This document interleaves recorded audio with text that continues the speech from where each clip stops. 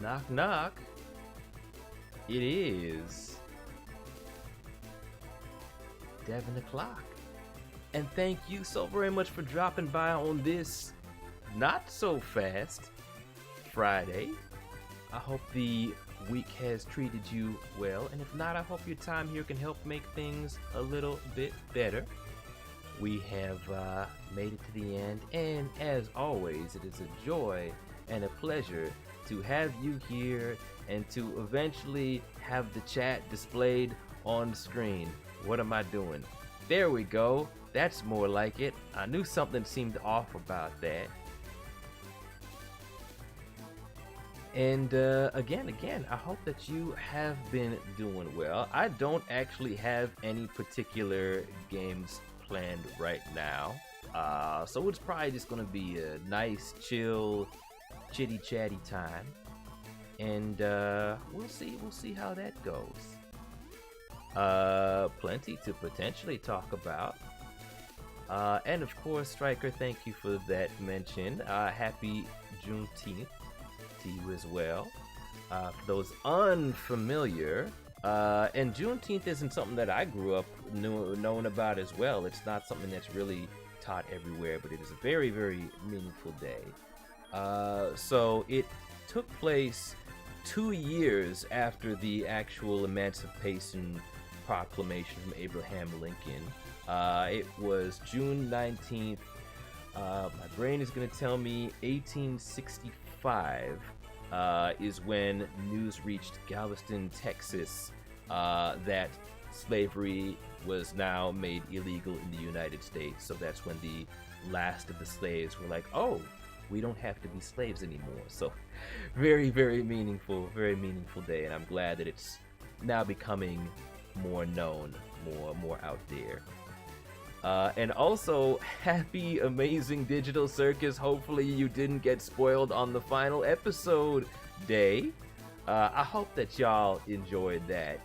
And we're not going to get into the spoilery discussion for those who haven't seen it yet. But to that effect, I did see it in theaters, of course. 2 very, very important days. Hyper Game, Andrew, it's very good to see you.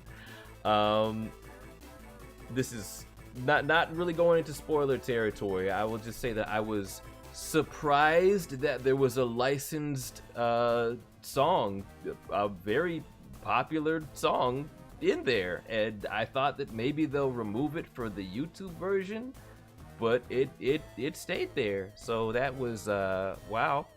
And again, I enjoyed watching it in theaters. Really happy for my friends who were involved and worked on it. And just to see an indie thing do well is just always a beautiful thing. And Moss, thank you so very much as well. And I saw a previous mention of that too. I'm glad you're digging the. I'm going with the traditional daishiki today, which was very kindly given to me by my friend Bill Butts, my man. Cause he has a lot of these, and I'm like, that looks pretty cool. He's like, here you go. Yeah, I loved seeing all of the costumes and just seeing just how much it had united people, and when Jax was singing, when they did the recap in theaters, and when Kane was singing his song and everybody in the crowd singing along, that was just really cool. And yes, David, I did, because it was all over the news online. It was very unfortunate about the passing of Lilo's actress, just way too young. It's a shame that through all her struggles she just was not able to find what she needed to just take the best care of herself, and it really is very sad. But she's definitely somebody who put a lot of joy into the world with her work, and I know that there's a lot of people out there who are gonna remember her very fondly. But it's a shame. Some people who they may play these very happy, fun characters, they may tell these great stories, but you kind of never really know what somebody might be struggling with deep down inside. And And that's why it's kind of important to remember, at the end of the day, people are not their characters. They may have some similarities, they may take some traits from their characters may take traits from them, but the world of real life can be very harsh and very, very different. But again, thoughts go out to her family, and hopefully they can find some comfort during this time. And thank you, Sibuna. Thank you so very much for the kind words. Yeah, for whatever reason, I don't wear that much purple. But yeah, when I do, I'm like, you know what? This works. This definitely works. And Mia, oh, your friend also saw the Amazing Digital Circus in the theaters. Very, very nice. Again, it's been a great time for indies. And between that and Obsession, which of course I've got the personal connection there as well, seeing that do well, the Backroom's doing well, and Iron Lung with Markiplier, and and my castmate Jacksepticeye, also a Sonic Prime character. Yeah, it's just really, really cool to see so many indies doing well. And we have a robot in the chat, not a good robot, so you're gonna just like not be here anymore, so you can get gone. I did see your Dry Striker sketch, and again, very, very, very cool just to see you so motivated with your art as of late. You're doing really, really good stuff. Oh, what's my obsession connection? Michael Johnston, who plays the role of Bear in that movie, is actually one of my students, and I cast him for his first video game role in the game Dust: An Elysian Tale when he was like 15 years old. He was a little baby boy. And then I got to see my first time at TIFF, the Toronto International Film Festival, last year. Me and my mother went to go see the debut of that, so that was really, really cool, and I couldn't be happier for him, because for such a long time he's been like so close to thinking, oh, you know, this movie or this TV show is gonna be what gets me to that next level, and it just never happened. And then he had this low budget thing just ended up being brought to him by his agent, and he's like, well, you know, they don't really have a whole lot of money to pay me, but the script is really good. I think that this director's really got something special, so I'm gonna give this a go. And lo and behold, look where it got him. So I couldn't be happier for him, couldn't be prouder of him. He's worked really, really hard, and I know he's got a lot of bright things in his future. Just the fact that I saw on like Instagram, Steven Spielberg and Francis Ford Coppola were saying that they enjoyed the movie, and I'm like, what? You got these like old school, like legendary dudes talking about like Lil Michael? I still call him Little Michael, by the way, because in my group of actors that I was training, there's also an older Michael. So there's Big Mike from Australia, and there's Little Michael, and yeah, just love seeing any of my kids do well. Yeah, thank you, Andrew. That's again something that I'm very, very grateful to have been able to do, because making it into the industry where I am now was really, really hard, and I had to deal with a lot of frustrations and a lot of things that were not very particularly fair. And one of these days I'm going to make a video about those things. But if I can make things easier for others, for them to not have to deal with what I had to deal with, that whole attitude of like, well, if I went through this, then everybody else should too. I was like, no, I don't agree with that. Let's make the bad things go away for future generations. And again, love seeing what he's been able to do, and what I know he's got for him in the future. You know what, Skeleton Soldiers, I completely understand.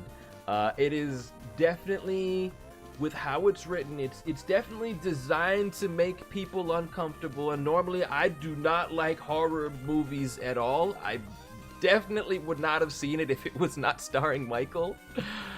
But I think it says something that it's got a lot of people talking, not just in the like, whoa, that was crazy sort of way. It's got people analyzing it, like what it's trying to say about society and relationships and just the sort of entitlement that some people might have, or the sort of ways that some people might take advantage, and just exploring the idea of autonomy and respect and genuine connection. There's a lot of interesting topics there. It is definitely gruesome. It is unapologetically so, and I understand that's not for everybody. It's barely something I can handle. My mother definitely had a lot of moments of "Gah!" But I think it had something meaningful to say, and again, I'm happy to see an indie do well. I can also tell you, I don't know much of the difference between thriller and horror. But Andrew, thanks so much for dropping by. Always a pleasure to see you here. Miss you, homie. Hopefully we cross paths again someday soon. Yeah, again, if my student wasn't in it, I wouldn't go say it. But for what it intends to be, I really enjoyed it. I would say the only other movie that's of the like the horror, thriller genre, what have you, that I could go back and watch more than once is Get Out. That's a movie that I really enjoy as well, and also a movie that has a lot to say about how we live in a society. Thomas, oh my goodness, happy birthday. I hope you have the happiest of birthdays, Thomas, and appreciate you dropping by, and that's something you don't have to be sorry for. Don't be sorry for most things. Appreciate you being here, and wish you a very, very happy day. And yeah, I mean, the skeleton soldiers, that's kind of supposed to be the point with Bear. He's a character who definitely, you know, at first you see him and you're like, okay, you know, maybe kind of relatable situation. He's an awkward guy, but then he makes some choices, and it's just like, you know what the right thing is, and you're choosing to not do it. You know that you have control in this situation that you really shouldn't have, and you're like, but what if I keep going along with it? And it's kind of like, yeah, you're kind of supposed to not like him after a certain point occurs in the movie. And if there's one thing I'm worried about, I am worried about this for Michael, the actor, Michael. Is that I hope people don't see that movie and just be like, you're a bad guy. You're gonna play like bad people who make bad decisions. Because he's actually a really, really sweet, really, really sensitive, really, really considerate. I keep calling him a kid. He's like almost 30 now. But he's a really, really, really good dude. Somebody I'm very, very proud of who he is and what he stands for. And hopefully he'll get to play a lot of roles that let him show that side. But he is definitely, I will not deny this, he's a weird kid. At least he used to be much more of a weird kid. He got less weird as he got older, but some of the just strange and fascinating like pictures that he would draw, not in that like gross like sort of way, but it's just kind of like you have a strange mind. And I'm glad he's got lots of creative outlets for that. Let's see. If Chris Sanders decides to do more Lilo and Stitch, I think it would ultimately be up to Disney.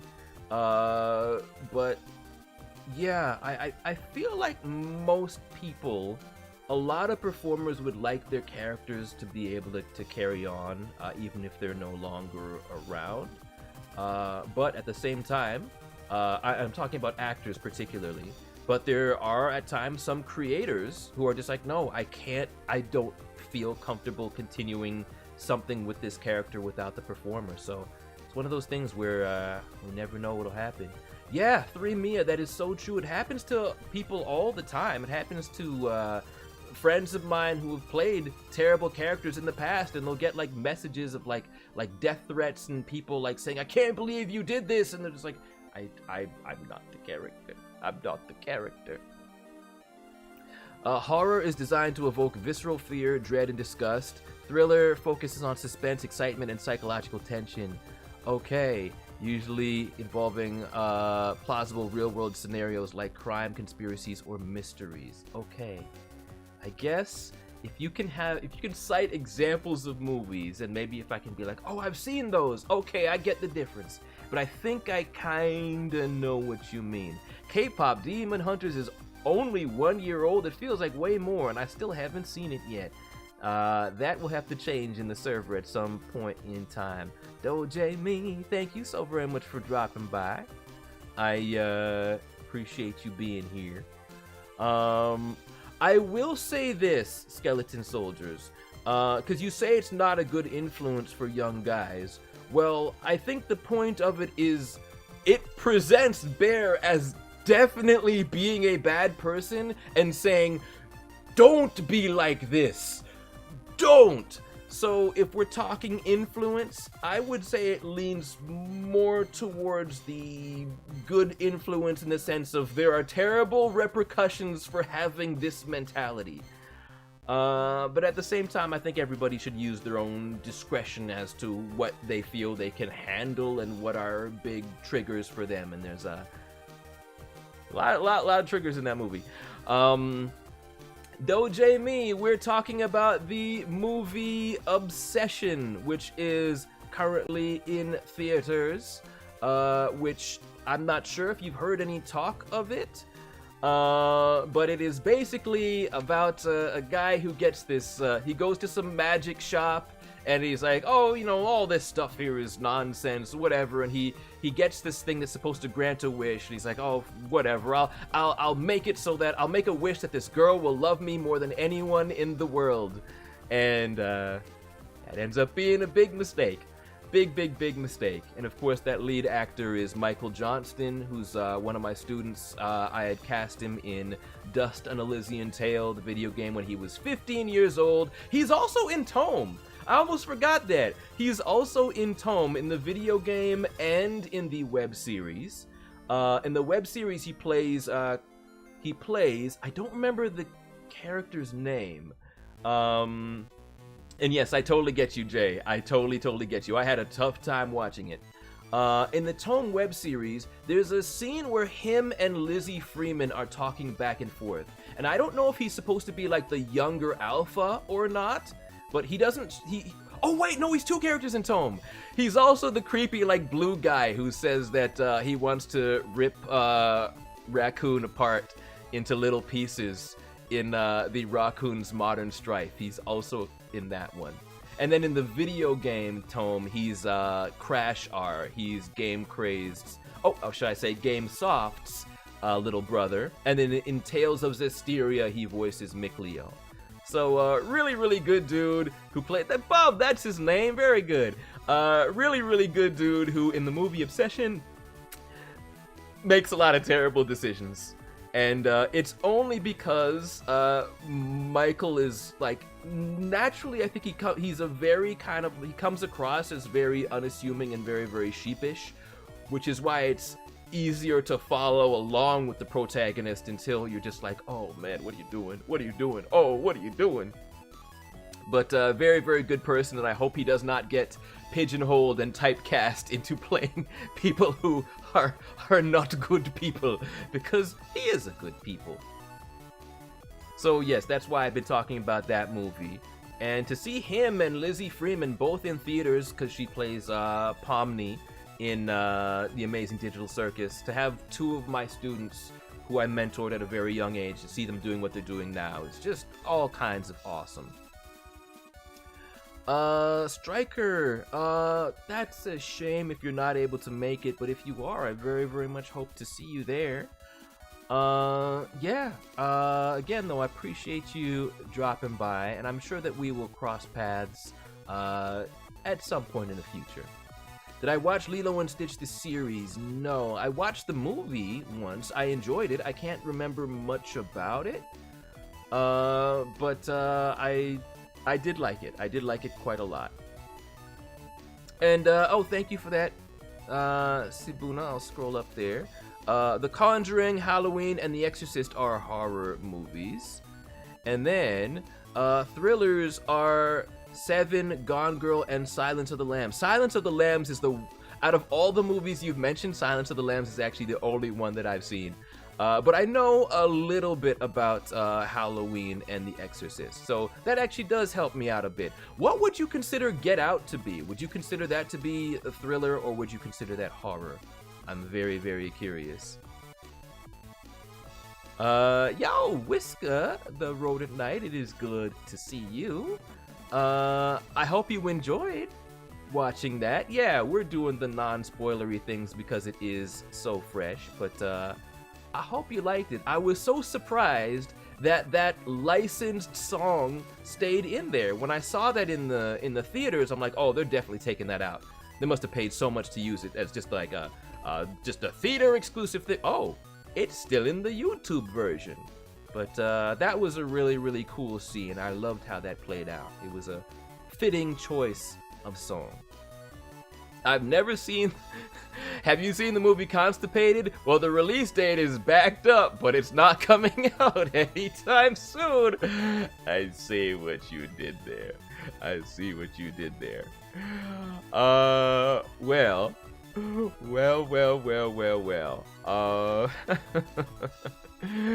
Whenever that movie drops, though, I'm sure it's going to make a big splash. Yeah, 2 can play at that game.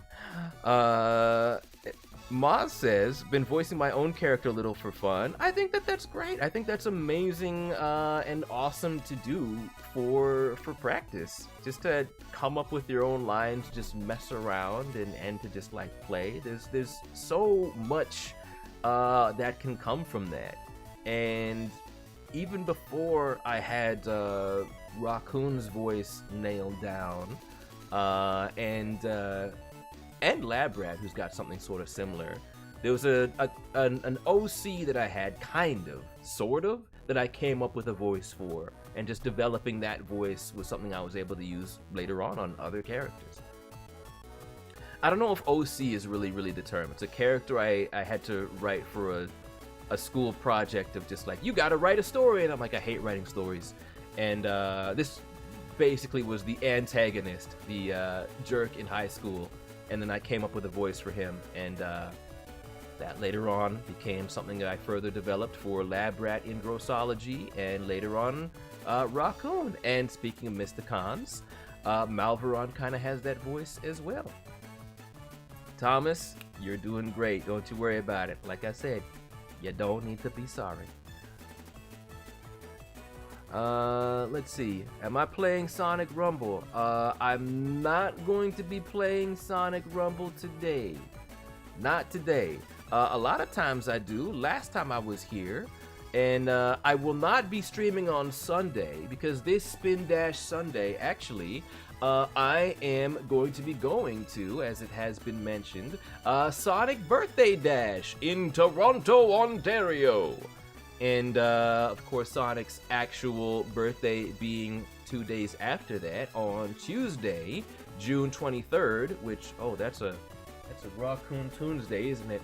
It's gonna be interesting to see who actually streams on that day. Maybe Rocky and I will both work something out because it's a special occasion. When is Star Fox Day? Oh no. If I stream on Tuesday, I think that Rocky's gonna want exclusive rights to stream Star Fox. Oh, that's 2 days later. That's on Thursday.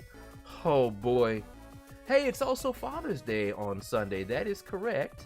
And yeah, for anybody who have anyone who has a father in their life, hopefully they are a good father, because not all fathers deserve to be fathers.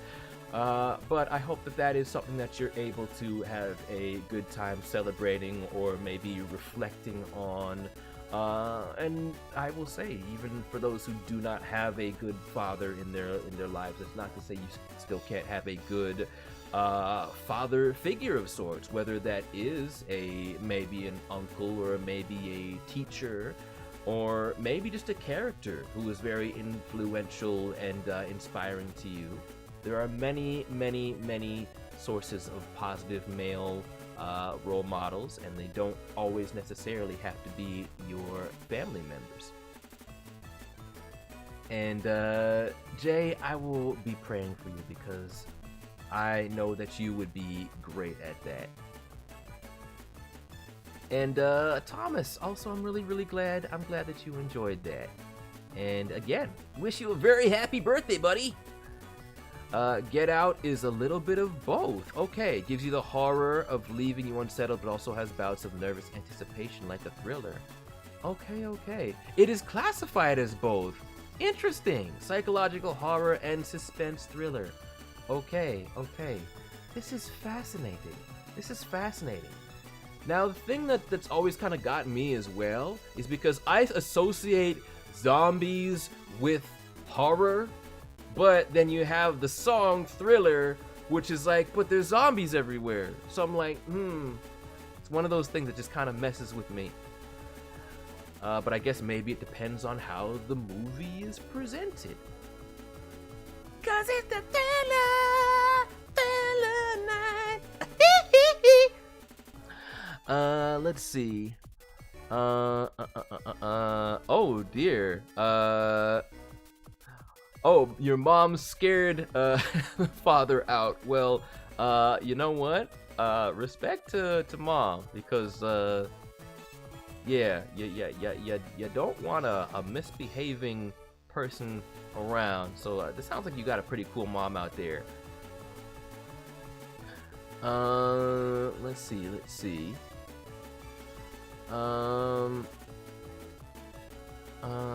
you doing? I'm doing pretty well, Miss Manxie. It is good to see you. I hope that you are doing well as well. Okay. Stuck in a family of gals who don't understand me or my humor. It almost sounds like you're maybe in the Loud House of sorts. I've seen very, very little of that show, but I just know there's Lincoln Loud and his many sisters, and as a result, he's got a very, very unique life. But in certain ways, that can definitely be a blessing of sorts. I would imagine you have much more of a sensitivity and understanding of girls, of just being around so many. But yeah, I guess there's potential good and bad with a lot of scenarios. And yes, Lego Dude, we were talking about that earlier on stream. Very, very, very tragic situation for sure. And Striker, I wish a very happy birthday to. So would this be Striker Senior, perhaps? But either way, very happy birthday to your dad as well. Do I think Tara Strong could voice Charmy Dobby?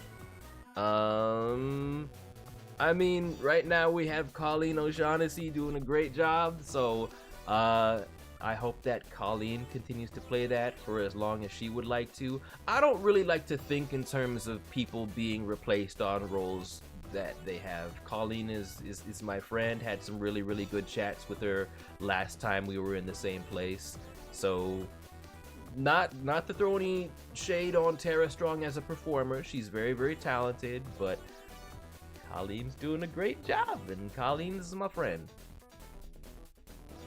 That's right, 1 boy and 10 girls.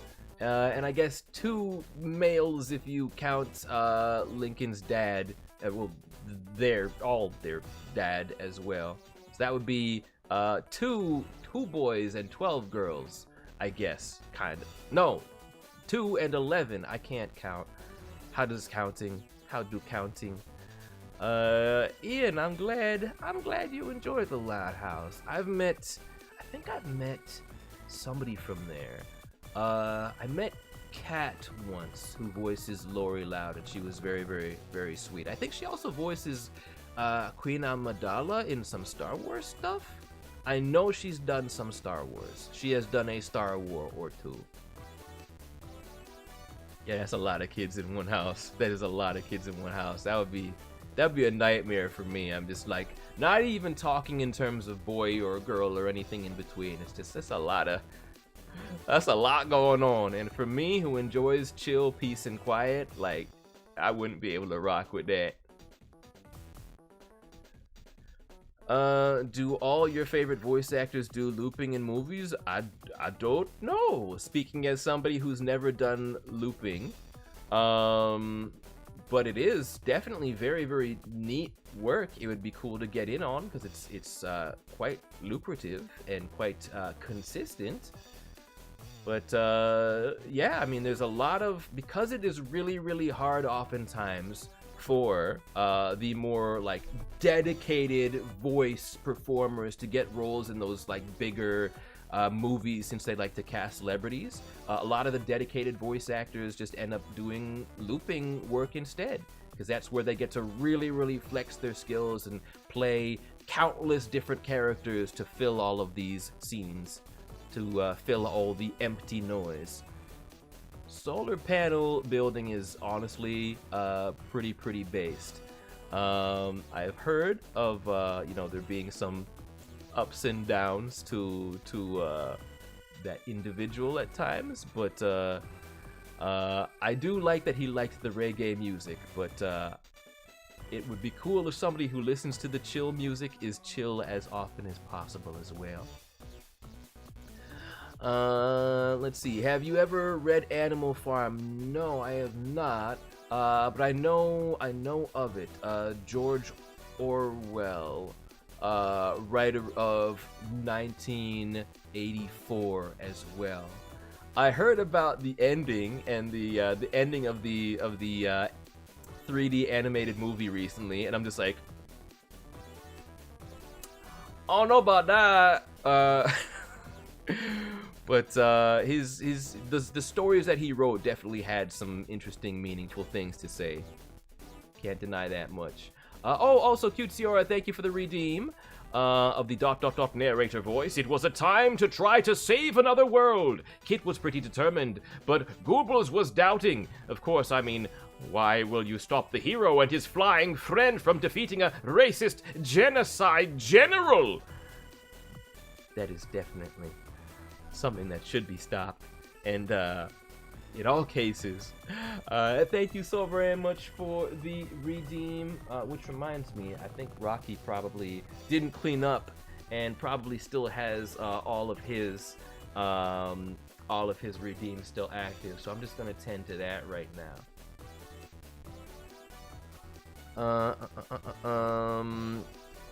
Fred Tatasciore is okay. When you say Storm, my brain immediately thinks of Storm from the X-Men. This must be a different Storm. Oh, Storm the Albatross! Of course. Of course. Yes, Fred is a very, very talented guy who normally plays the big guys. I'm gonna turn off that Rocky Raccoon chitter. There we go. How is Rocky? Rocky's doing well because he recently got to do a stream with his beloved sweetheart, Cherina La Farina. And he's always feeling good on a week where that happens. I know he's very happy about the Star Fox game that is coming out next week. And I guess he and I are gonna have to have some discussions about who's gonna get to play that. Oliver Tree, honestly, I'd never heard of him before, but at the same time, definitely rest in peace. It's clearly a lot of people who really enjoyed his music, and I wish just for comfort for his friends and family through what's gotta be a really difficult time. But I don't really have much I can discuss there because I'd never heard of him before. Let's see. Dad goes by Bulgrim. Okay, I will remember that. Raccoon is sleeping. Knowing him, doubtful. I feel like he's kind of always got his eye on me, possibly through that as some kind of camera. Very possible. There is raccoons in Ruby. Okay. That is pretty cool. I'm sure Rocky would love that. I mean, I like that too. In general, I think raccoons are pretty cool, despite the fact that there's one who tries to make my life miserable. Yeah, that's neat. I guess I'm gonna have to look into that a little bit more. I can't tell you that I'm gonna be watching the series because there's so much stuff to watch in so little time. I still want to go back and watch all of Ninjago. I still want to read all of IDW Sonic, and I've only made it through 3 volumes. I still need to watch the entirety of the Total Drama seasons that I'm in. But I'm glad that so many people have enjoyed Ruby. It's definitely, I remember it coming out around the same time as Tome, and just so many people being inspired by it, and I thought that was really cool. Yes, Moss, please do whatever you feel like doing, but it's always a joy and a pleasure to have you dropping on by. And Huggable Cap 3027, appreciate you dropping by as well. Ian says, last sad question, I promise. You were in Ed's world. Did you know Ed Gould, or was it another gig? I knew of him. I can't remember if we had any exchanges prior to him reaching out to me. And, yeah, I'm just like, this is a talented dude. He seems like just a really nice guy who's got some pretty wholesome humor that, like, anybody can enjoy. So, seemed like a really, really good dude, and it's unfortunate that he did not have much more time on this earth, but he left an incredible legacy behind. The fact that Ed's World is still going, the fact that he enjoyed my work enough to reach out to me.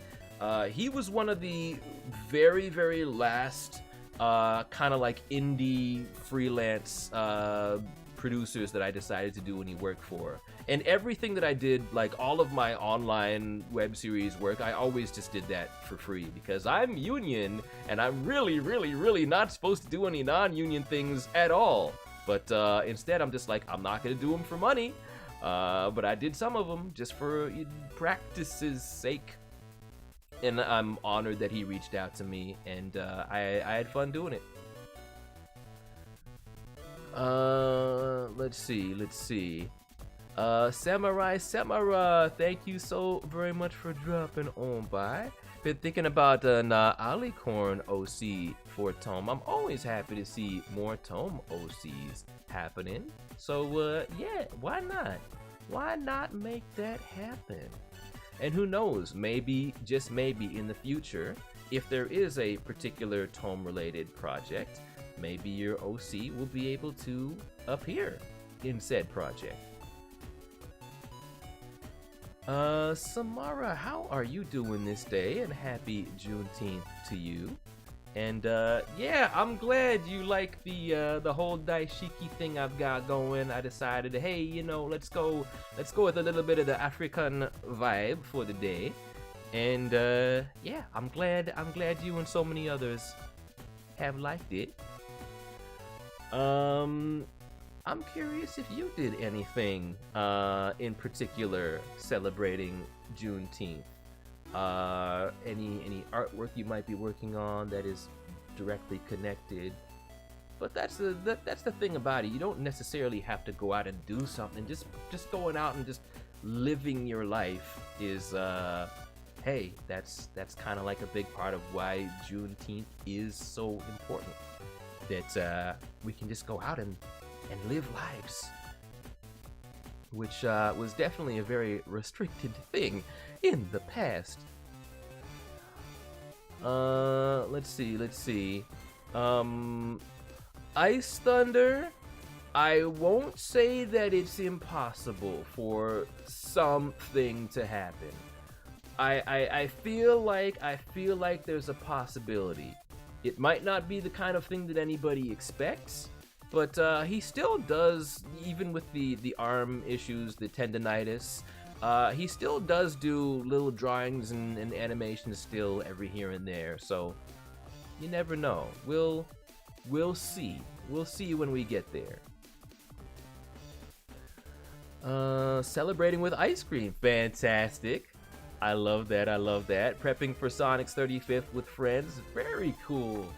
I'm not exactly sure what I'm gonna do on that day, and if Rocky's gonna allow me to stream or not. We're gonna have to have some kind of bargain, I'm sure. But I'm looking forward to it nonetheless. I'm looking forward to checking out the charity stream that is going to be going on. I know Ems is going to be there, Fidel is going to be there, and I'll be watching. And again, I think that it's really, really cool that you have Sega partnering with these creators to just do something to benefit the less fortunate. I think that that's a beautiful, incredible thing. Let's see. I will say I am glad that you enjoy Jason's work. Really, really, really good dude. I would say generally here we don't get too much into the discussion of favorites or who's better or anything, because everybody kind of has their own favorites, of course. But again, I feel like everybody's worth celebrating, and I'm just so grateful that I get to be a part of the Sonic legacy in the way that I get to be. I'll go as far as to say, while I don't say who my favorite Sonic voice is, it's not actually me, but there is some stuff that I did that I feel like is really, really what defines what my Sonic is. And I'm just like, I did that, and I don't think anybody else could have done that. But again, we're all like we're all a blue brotherhood. We all kind of look out for each other in that way. Man, the first time I met Roger earlier this year in Houston, Texas, it was literally like, I don't even watch this show, but I can at least make the reference. It was like Rock Lee and Guy Sensei. I'm just like, you're so cool. It's like I'm talking to Sonic right now in person. How are you like this? It's like you don't even have to flip a switch to be Sonic. You're that. Just a really, really funny, really, really witty guy, and that was something that I'll always cherish. And I also talked to Ben Schwartz a fair bit. We exchanged a few messages this year because we're both big basketball people, and he is a New York Knicks guy, being from New York. So we had a lot of exchanges about the Knicks, and I was very, very happy for him, very happy for the people of New York who have waited 53 years to be able to celebrate a championship. So I'm so, so happy for Ben the Schwartz. Wonderful, wonderful guy. Oh, Dad's birthday on Wednesday. Well, happy belated birthday to your dad nonetheless. The Hey Tara skits, was it stuff with like Tara Strong, like doing like Batman and Harley sort of stuff? Cause I never saw that. Now I'm gonna have to look that up.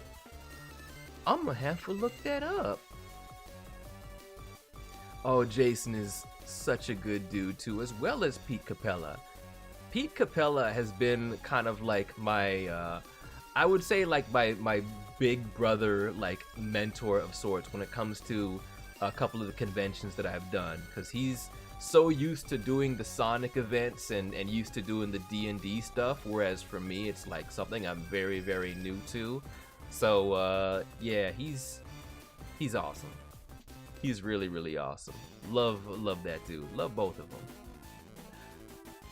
them. Hey, I keep saying this, but Caddy Crashy and anybody else, y'all never need to be sorry for whenever you are here. I am just happy to have you here anytime you feel like being here. Anytime you're able to be here, because I appreciate the fact that you could be anywhere in the, well, you can't be anywhere in the world, but you could be watching anything else and you choose to be here, and that is always, always very special and very meaningful to me. Let's see. Let's see.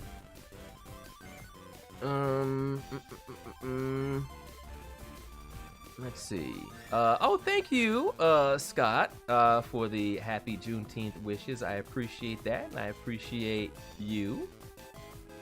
Always, always a joy to have you here. Let's see.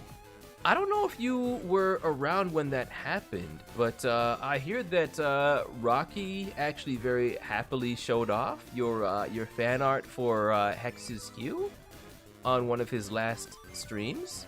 And it was really, really cool to see you supporting that the way that you have. Support your local internet indie creators. And I hope that you enjoy what happens next for that series. Okay. I think it was pretty early on in his last stream. I think it was before he started with his gameplay. But yeah, if I can find that time code, or maybe he'll find it first, I hope you're able to see that.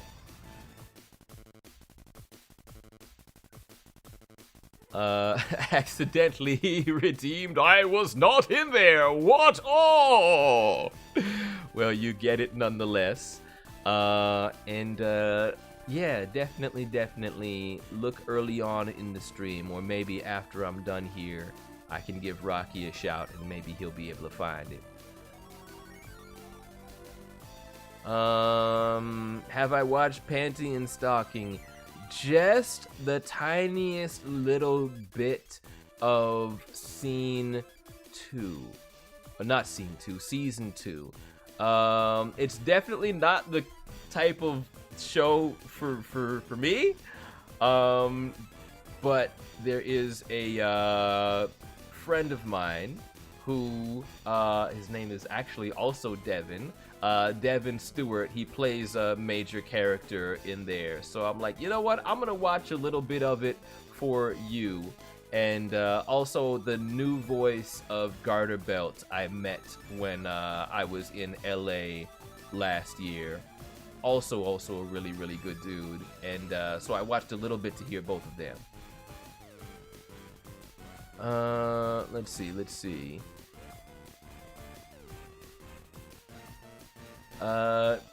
Ian, no worries. You know now. You know now. Do I know who Triple T is? No, that name is unfamiliar to me. I know who Triple H is, but probably no connection there. Probably not Tunter Turst Telmsley. Probably not. No tea today. That's right. Instead, we're spilling tea. Yeah, this is how kind of unprepared for stream I was. I'm just like, we're going live. Whoa. Oh, thank you for the note of the highlighted stuff. I will definitely read that. The suit from Spider-Man Brand New Days being added to Spider-Man 2 PS5. That is pretty cool. I played a little bit of the first Spider-Man, and I liked it. So that is that's neat. I will be seeing that new Spider-Man movie. I do plan on seeing it. It's one of the few movies where I'm like, I know I am going to see this. Also, Marilyn, thank you so very much for dropping by. Knowing how late it is over there, I always appreciate that and appreciate you. And Red Eye, I appreciate your very, very kind words. I am glad you enjoyed my work as Speedy McBluefast in the Amazon Sonic Prime. I don't know why I said any of those words, but thank you so very much. I really, I know some people have issues with the writing that I think are understandable, but I really did have fun. It was a dream come true to be able to do that and to do some emotional beats that I really cherish. I really like those low-key, very personal moments with Sonic. And that to me is what I hope to be remembered for most of all. In addition to everything involving Chaos Sonic. So thank you so very much for that. Did I see the final episode of The Amazing Digital Circus? Yes, I saw it in the theaters. Gotta go support Lizzie Freeman, absolutely, and I'm so proud of her, having gotten to see her journey from the very, very beginning when she was just doing My Little Pony fan dubs for practice, and to see where she is at now, I couldn't be prouder of her. Oh snap! We've got a Dust mention, as I have been talking about Dust actors. Gonzala, thank you so very much. Well, now I gotta put Fidget more no, Rocky, no! Okay, Rocky's fine. He'll be fine. You good. Yeah, Dust is something that I will always deeply cherish. Everybody in that cast and what so many of them have gone on to do since, I'm incredibly proud of. My whole goal with casting and directing for Dust back in 2011 was when I started working on that, was to show the whole world, like, the future of voice acting is coming from the internet, and it will be people all over the world. And they laughed at me. But look at where we are at now. We've got people like Lizzie, people like Justin Briner, like Ed Bosco, like Michael Johnston, just absolutely tearing it up, and I love to see it. Do I have a fidget spinner?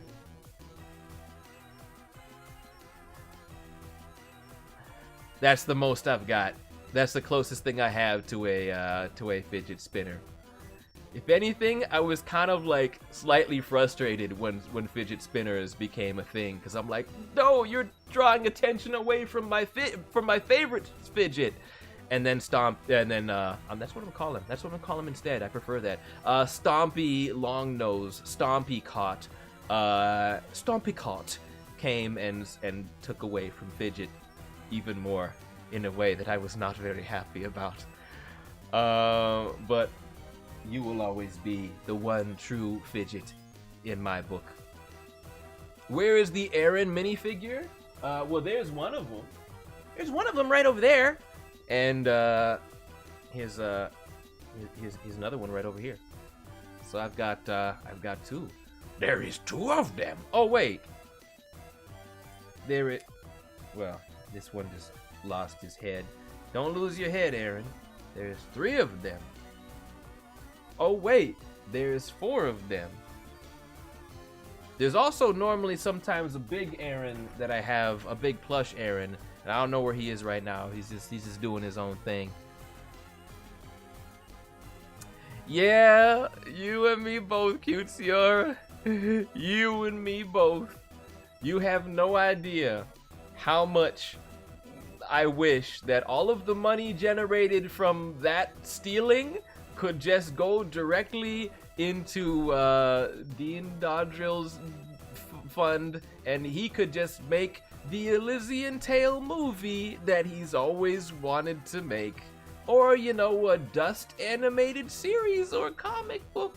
Like, you got plenty of stories you want to tell in that world, and if you hired employees and didn't do everything yourself, maybe it'd happen.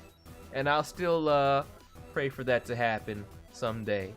Stompy is my new name for Stampy Cat, who frustrates me a lot. Basically, somebody who saw the official Microsoft skin for Minecraft skin for Fidget, and he's like, mine. This is my OC now. I'm gonna make merchandise for them, and I'm just like, but it's already a character. That's already a character. Okay. Yes, the Dust and Elysian Tales Saturday morning cartoon. I would be here for it. So fast. So fast. Also, Scott, thank you so very much. I'm glad you like the daishiki I'm wearing today. And Skeleton Soldiers, I fully agree. Every errand should come with a pie, but I'm glad that at least several of them do. That is my legacy for Ninjago. Did I see the official box cover reveal for Grand Theft Auto Part 6? No, I have not. I'm not really interested in it. The only Grand Theft Auto game that I've ever played was the second one. Back when it had like the 2D graphics that were like overhead, and so everything looked so like ridiculous that yeah, it wasn't really something that bothered me as much. But you know, as things went into 3D, I'm just like, this isn't for me. I understand the appeal, but it's not for me personally. But for those who are fans, I hope that they enjoy it. Am I gonna watch Supergirl? Maybe, probably not, unless it's very, very, very well reviewed. There are very, very few movies these days that I have enough of a connection to that I'll watch them regardless of how they're reviewed. One of those movies is the Sonic movies. I'm gonna watch all the Sonic movies no matter what. I'm just gonna watch all of them.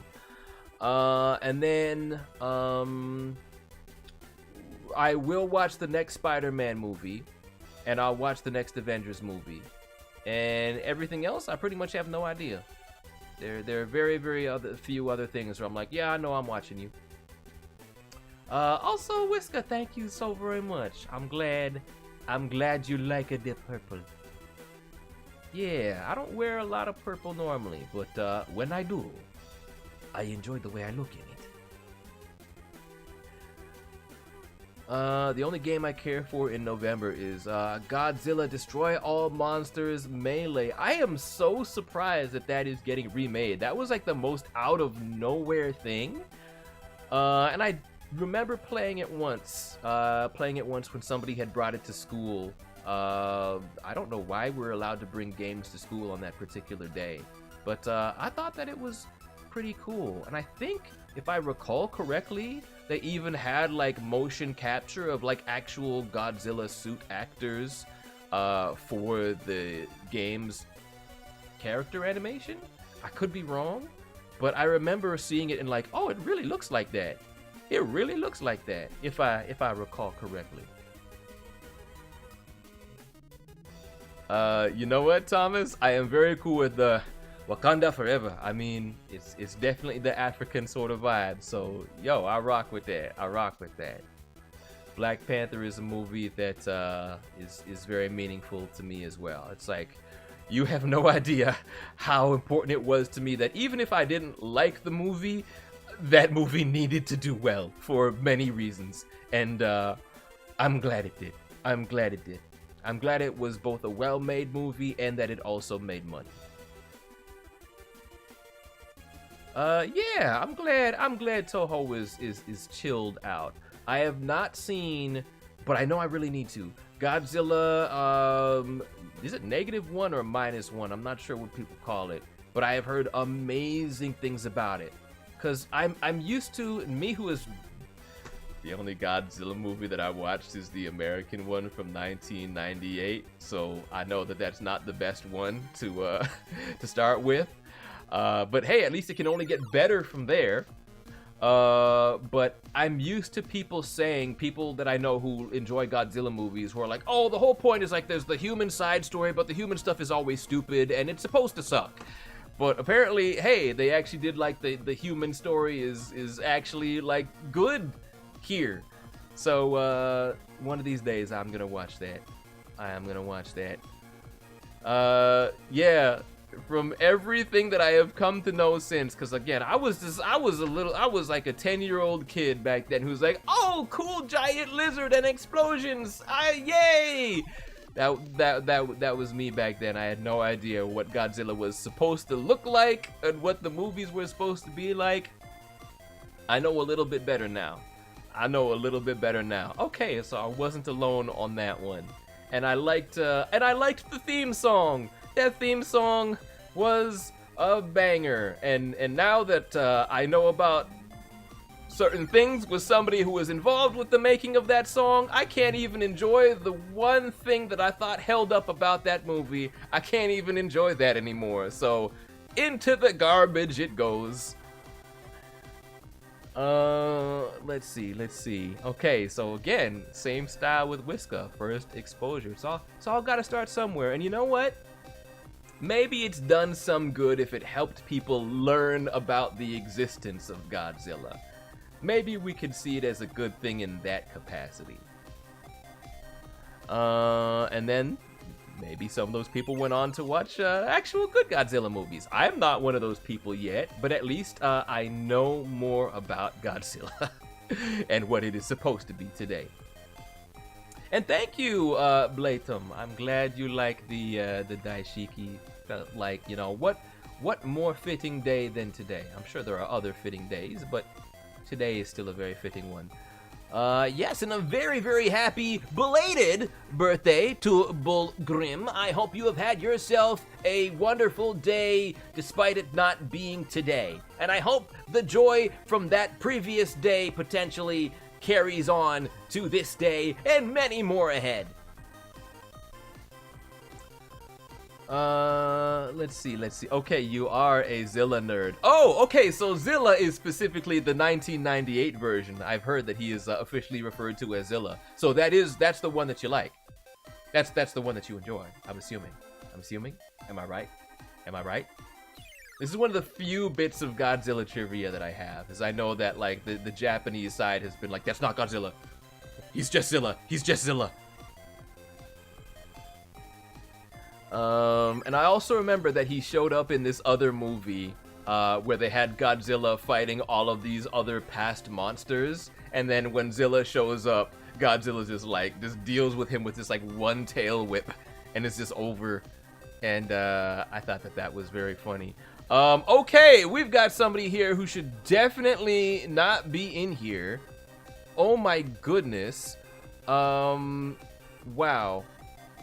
Get out and don't ever be back. Oh my goodness. What are we doing? Godzilla Final Wars. Yes, that is the one. I think the reason I know about that is probably because of the angry video game nerd. Although I guess it would be more on the Cinemassacre side where he's not the nerd, but he talked about previous Godzilla movies. That's where probably most of my Godzilla knowledge comes from. Gappa will do a video speaking about Dustin, Lizzie, and Tail. Okay, that is awesome. And then, oh, it is because of you. Well, thank you for that. And I will be on the lookout for that. Please, let me know when that is out there. Yeah, somebody in the chat wrote something real bad and had a name that I'm just like, what? But you know, that's yeah, no, not happening anymore. Can you send me the YouTube video of the video soundtrack for the background music? You mean the music that's playing right now? Is that what you are referring to? With the Game Boy remix of the Supersonic Racing. It's a whole big video of, so it's not a full-on playlist, but it's a big video of a lot of songs. By JX, and you can hear that over here. Yeah, I've heard lots of good things about various movies in that series.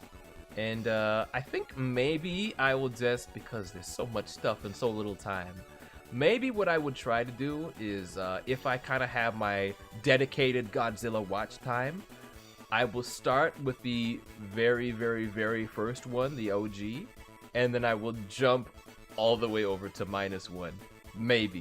Maybe. We'll see. But I would like to. I know I really want to watch at the least -1. And I remember I started watching it once, and then I got distracted with something, as I tend to do. The chili dog giving is appreciated. I will make sure that it goes to Rocky as apology for knocking his plush over ever so slightly. I should watch the back rooms. I may. It's just one of those things I'm not, because I don't have a personal connection to it. It's one of those things that I might not go out of my way to see it. But you know, if it shows up on streaming, there is more of a chance of me checking it out. Do I collect any Hot Wheels? No, Hot Wheels is not something I've ever really had a connection to. Well, maybe when I was like really little. I think this might have been Hot Wheels, but I remember having this like set that would like, it would launch the cars like really fast, and then they'd go through like this cool like loop-de-loop sort of tube, and they'd go joo, and then they would spin out of it and they'd fall on the floor. But I thought it was pretty cool. But that's probably the only Hot Wheels thing that I've had in my life that I can think of. Yes, Scott, I will definitely, or Rocky, we will definitely get on that for sure. Do I collect trading cards of some sort? I don't think so. I've got not that I can remember. And I think maybe it's because I had something horribly depressing happen to me when I was young. I think I was in maybe grade 5 or something like that. I had my Pokemon cards. I was really proud of my deck, and I had my holographic Hitmonchan. That was my pride and joy. Kept them right there in my shirt pocket. And one day, my dad put my shirt in the washing machine, and I'm just like, I wish you didn't do that. I wish you didn't do that. That was I mean, my cards were still, playable as cards. It's not like they had turned to mush, but they were very bent out of shape. And so, yeah, ever since then I haven't been as committed to collecting cards. I do collect some Bakugan cards, but mainly because whoa, it's the character that I play has cards. I hope they reboot Bakugan in the near future and go back to the amazing gameplay that they had in Generation 2 that I wish they never changed. I wish they never changed that. But yeah, I got a handful of Bakugan cards. Oh, what do you know? I literally have one right here. This is a kind of card. Not the one that you can actually use as a playable thing and put a deck in. This is one of the harder ones that has a magnet in it, but still a Bakugan card nonetheless. Let's see. Remember when the Ninjago Spinner game required you to use cards? I didn't know that was ever a thing. But that's kind of wild. I have so much to learn. I actually do have a few of the Magic cards from Wizards of the Coast, some of the Sonic ones, because they were given to me by one of the artists who worked on them. One of the last times that I saw him, I'm like, he didn't have to go like that, but he was just being a really good dude. Kevin Marble is his name. And he's like, here you go, have a bunch of Sonic cards. I'm like, oh, God, okay. What a real one. What a true homie. Let's see. Oh, posted some pre-artwork to kick off Sonic's 35th birthday. You know what? I'm just gonna go and take a little sneaky peeky.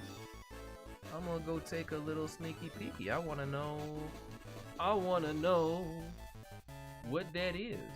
Because I'm sure it's gonna be wonderful. And also, I feel like I can talk about this here. I loved your Dalmatian drawing, by the way. Absolutely adorable. I know that Rocky won't speak about it, but I hope, if you haven't yet, I hope you have somebody adopt that beautiful pup sometime soon. Also, I think the Sonic Me thing that Sega announced today was really cool as well. Oh my gosh. Oh my goodness. What a cute Sonic. Okay. Yeah, this is being shared. This is being shared immediately. Samara, as always, fantastic. It's not saving. The file's not saving. Why isn't the file saving? Why is it doing that? Oh, come on, don't be weird. Don't be weird. Be good. Be my friend. Save and show up on the screen properly. There we go. That's more like it. Sonic's expression here is just, oh, that is everything. That is everything. I love that crooked, uncomfortable smile of like, I hope everybody isn't seeing this. That's great and adorable. Fantastic stuff. I love, again, you've got the style down amazingly. Great coloring, great expressions. Just, mwah. Fantastic. Always a treat to see your graphics. Sonic collabing with Fortnite. I mean, I've heard like rumors of that for the longest time, but until something actually fully drops and is released, I'm just like, I don't believe it. I don't believe it. It's one of those things that seems impossible until it actually happens. The big birthday art piece will be revealed on his birthday, so stay tuned. I'm looking forward to that. I'm sure it's going to be fantastic. And also, Striker, I'm glad that your dad enjoyed the birthday wish. It's very, very sweet of you to ask for that for him. You know, it kind of was like that when Rocky hugged me. I can't remember if I was smiling or not, but I definitely was not smiling on the inside. That's like the only time he actually enjoys hugging me is when he's just immediately after he's been digging in the garbage, and I'm like, no. Nova, I hope you have a fantastic night. Appreciate you dropping by as always. Kooky wants Galactic Pie. I hope that you are well. Big thank you for dropping on by. I am doing pretty well over here on Juneteenth. Let's see. Did I see them both? I saw them both in the server. And yeah, I know that Rocky, I'm pretty sure that Rocky shared both of them on his stream as well. Oh, another, I guess, Juneteenth related thing. For those who do not know, I have been continuing with work of, now that we can actually say we're doing season 2, because we've been doing it for a little while.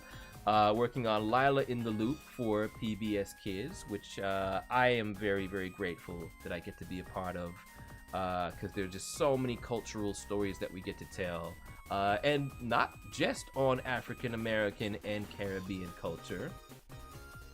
We recently did an audition that I thought was really, really cool, where we are looking to cast young kids who have hearing difficulties, particularly ones that kind of have it's not a hearing aid. There's a particular name for this particular type of listening device. But the reason why we want to cast somebody who actually uses that for a character who uses that is oftentimes, and I'm sure maybe you've met people like this, or maybe you've heard people like this like speak online, but there is oftentimes a certain like deaf or hard of hearing kind of accent that people might have, because they're used to hearing people speak. It's not as easy for them to hear people speak, so the way that they speak themselves is different as a result of that. And as a result of them having that more unique way of speaking, there might not be as many opportunities for voice roles for people who sound like them. So when we have an actual character who does have those hearing difficulties, it gives us an opportunity to extend that role to somebody who might not normally be looked at. Yes, that's right. It's a Coachlear.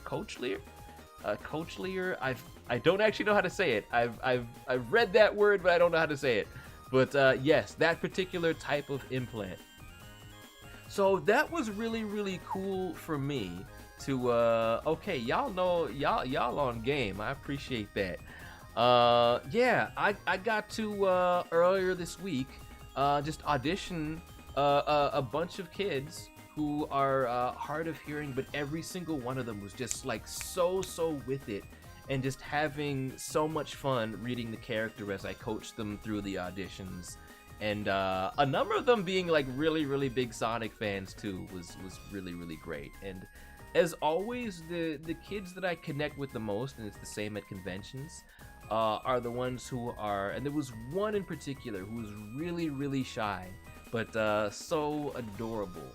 And when I told him, hey, you know you're working with Sonic, right, buddy? And then his eyes just kind of like lit up, and he got more into it. We're just having a really fun back and forth, and that's stuff that I always really cherish. I try to let those shy kids know that, hey, I know what it's like to be shy. I grew up as the kid in school who literally did not speak unless spoken to, and even then it was not a guarantee, and look where I am now. So even if you grow up shy, even if you're still shy now, it doesn't have to stop you from doing some really cool things. Cute Ciara, thank you so very much for dropping on by. As always, I hope you enjoy the circus episode finale. And Whisker, thank you so very much. Like I will say, like I'm not perfect, of course. Obviously, everybody makes mistakes, but I try to do the absolute best that I can. And I think the goal that everybody should have is to just try to leave the world just better than you found it, and that's what I always set out to do. Let's see. Okay, it's pronounced okay, cochlear. Okay, thank you so very much. I never would have come to that conclusion on my own, so I appreciate that, Sibuna. Cochlear ear implant for those who are hard of hearing. And yeah, again, I worked with so many great kids that day, and just every moment was something that I cherished. And kind of what goes beyond that as well, because I say all the time out here that like I'm just some guy. Sonic is very different of a personality than who I am. I'm much more so like Tails, and probably even more so like Nine, but I'm able to mimic traits of characters that I admire and that I maybe aspire to be more like. And on that particular day of working with those kids, I was not having a very good day.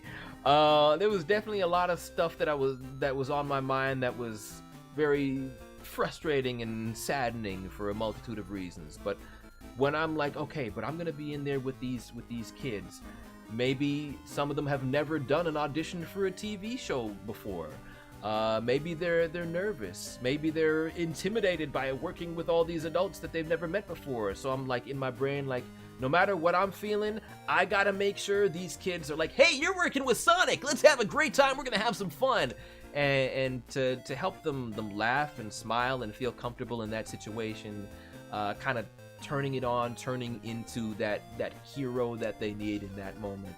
That's something that I always cherish, and I just try to give them a really good experience. Whether they're getting the role or not, I want them to walk away feeling like they had a great time. And that's a lot of if you've ever seen Raccoon Story, Tome Hard Reset, I think that's a lot of what it is for him at times. And happy Juneteenth. Thank you so very much, Eva. It is always good to see ya. And I hope that you have been well. I appreciate you dropping by as well. The show Cold Case had an episode called Andy in C Minor, revolving around the deaf community. Okay. Very rarely, some customers I see at work have a cochlear implant. Okay. Yeah.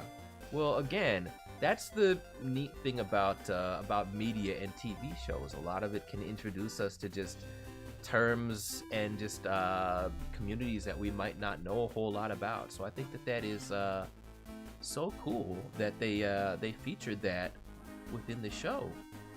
They don't always get it right. Media doesn't always get it right, but it's great when they put in the effort and they try to do the research and have actual experts or people who have experienced things can make sure that the presentation is what it should be. And that's what we've been trying to do on Lila in the Loop. Every time we feature an underrepresented community, we try to have experts on board. That's part of why they have me as voice director. Because, you know, me a Caribbean man, so me can look at the script and say, me not feeling that. There's a lot that's added to the show as a result. And even when it's a community that I am not part of, I try to let the actors know, like, hey, don't be afraid. You can speak up if you don't agree with the script or you don't think that this is natural to what somebody of your background or experience would do or say. And I think that collaboration is, that kind of collaboration is important. Because all too often, there are people who will get scripts and they'll be like, oh, well, I know this is wrong, but I'm just gonna do my job and I'm gonna be quiet. I'm like, no, I don't want that. I want people to speak up if they know there's an issue. And I think that that's what makes for better productions. You saw Toy Story 5. We're not gonna do spoilers here, but I hope that you enjoyed it. I do hope that you enjoyed it. I am not very motivated to go see it. It's one of those things where, you know, if I happen to be at the right place at the right time, and I'm like, oh, it's playing nearby, I guess, why not? But for me, like, I was ready to go at Toy Story 3. I was like, all right, great ending. And then Toy Story 4 came out, and it was well reviewed. I'm like, all right, sure, great ending. They keep on going. Who knows, we might have a Toy Story 6 sooner rather than later. But if you did see it, and if you are interested in seeing it, I hope you enjoyed it. Eva, I'm doing pretty well. I am doing pretty well. There have been some Ninjago discussions that have been happening recently that I've been involved with, and I'm excited for them. I'm excited for where that all goes. Let's see. Can I say something in my skull sorcerer voice? The work must not stop. While I will not often do requests to say particular things in a voice, yeah, every now and then I don't mind pulling out like quotes from the past. You must play Aaron until you're 90. And you know, that is kind of one of the neat things about voiceover, where you have, for instance, Frank Welker, who has been playing Fred Jones since the 1960s. And he's still doing it and still sounding the same in the Scooby-Doo. Come on, gang, we gotta solve that mystery.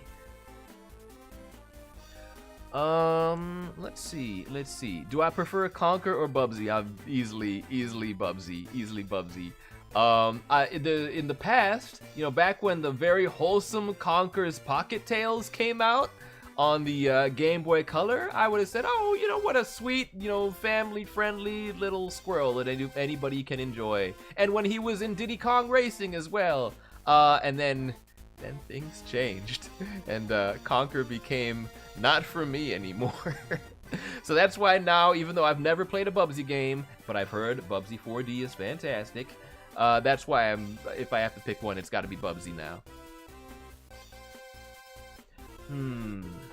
Everything is war. I miss doing that knocked voice. He's great. He's wonderful. Isn't he lovely? Aren't I wonderful? Highlighted message from Scott saying, this is why I love you as a person and the fact that you're real about things. Don't ever stop doing great things, Devin. You're not only those kids' heroes, but my hero too. That is very, very kind and very, very sweet of you to say. And again, that's a big part of why I do this. I know that I'm not nearly as popular as many other streamers, some of my colleagues, even some people that I've trained. But if I can make a difference, there was a time when I was a lot younger that I told myself this, possibly before I was even a voice actor. If I can make just a positive difference in one person's life, it'll all be worth it. And that's really just why you being here means so much to me. If I can inspire somebody, if somebody's having a bad day and I can help them laugh and smile and encourage them to help bring joy to other people's days, then it's all so very worth it. And I'm glad that Rocky has realized that too, through everything that he went to when he was intentionally trying to make people's days worse. And then he had his very, very worst day. He realized what he became, and he realized his potential to do good for others. And that's what I hope. I hope everybody out there can find that within themselves. No matter what you are going through, you still have the ability to bring joy and positivity to somebody else. And that might, in turn, bring some of that joy right back to yourself and might help cheer you up if you're having a bad day. You have value. Everybody out there does. How was it being in the Juneteeth reboot? I had fun, even though I'd never really watched Juneteeth before. I'd seen some clips here and there, but I never really got into the show. It was, by the time it came out, I was not the target demographic, but I would see it get clowned on a lot online. They sure do love that. And then to be a part of it, I think that there was maybe a shift in writing or direction or something, but I thought the animation on my seasons was a lot better. I thought the writing was a lot snappier than the clips that I'd seen of the previous seasons, and I like doing it. I enjoyed it. Let's see. Watching the Mario Galaxy movie, trying to sound similar to Benny Safdie's Bowser Jr. to give Stryker that voice. But I will say this. It's perfectly okay to not sound like him, because then you have something that is uniquely original, uniquely your own. So a lot of times, an original character voice is just a failed impression that ends up working as its own thing. I was asked the question of doing an accent. I would say accents can be a really, really tricky thing, because they can have their own sets of rules that might be flexible depending on the person, or depending on even the particular area, depending on the city. I know there are places in, let's say Ireland, where if you just go just a little while down the road, and you'll have people who sound completely different from other people. So ultimately, I would say it comes down to study and imitation. But at the same time, it could be offensive to some to attempt an accent and do it badly. So at the same time, a failed accent attempt can become a great original character voice as well. I know I've taken this term from my friend Edwin, where he kind of has he'll sometimes try to do this Russian accent that is not really a Russian accent, but a little bit is, and sometimes it sounds German, and sometimes it sounds like Swedish, so he'll just say I am from country. Hello, it is me, I am coming from country, and back in the old country everything was certain way, and it's just that's a nothing accent. So it works for original characters when somebody asks, where are you? Are you from Russia? Are you from Sweden? Germany? What are you doing? I am from country. Hello. And I feel like that can be the way to work with it as well. But there are accent coaches. There are people who specialize and can actually break down how things work. And I've never studied with any of them. For me, it's been a part of what I grew up around, what I grew up listening to, and how that influenced me. And then other times it's like I didn't grow up around this. I'm just stealing from another character. There's a lot of different ways to kind of make it all work and make it your own. Oh, Eva, you and me both. I miss him so very much. I miss him so very much. I hope he's doing well wherever he is. I love me some Noct, and I was so surprised to see how many people he connected with. But then, when I go back and listen to that voice, I'm like, that is very, very relaxing. He probably told Rox the most relaxing bedtime stories ever about murder. But I could totally see him being the kind of big brother who really, really cares, and would definitely do something like that for her amusement. I don't think that they fought a lot as siblings. I know a lot of siblings do have that rivalry, but I just don't see them having that for some reason. Let's see. My niece thinks every accent is British. That's kind of amazing. Well, funnily enough, and this goes actually back to the topic of accent authenticity.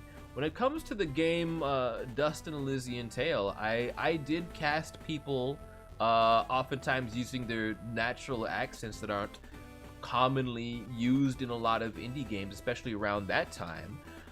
And when I cast like an actually Australian actor and an actual Irish actor to play roles, so many people who were watching it, watching playthroughs of the game or playing through the games, were like, "What is this like fake nonsense accent? Like what's going on?" I'm just like, that's the real thing.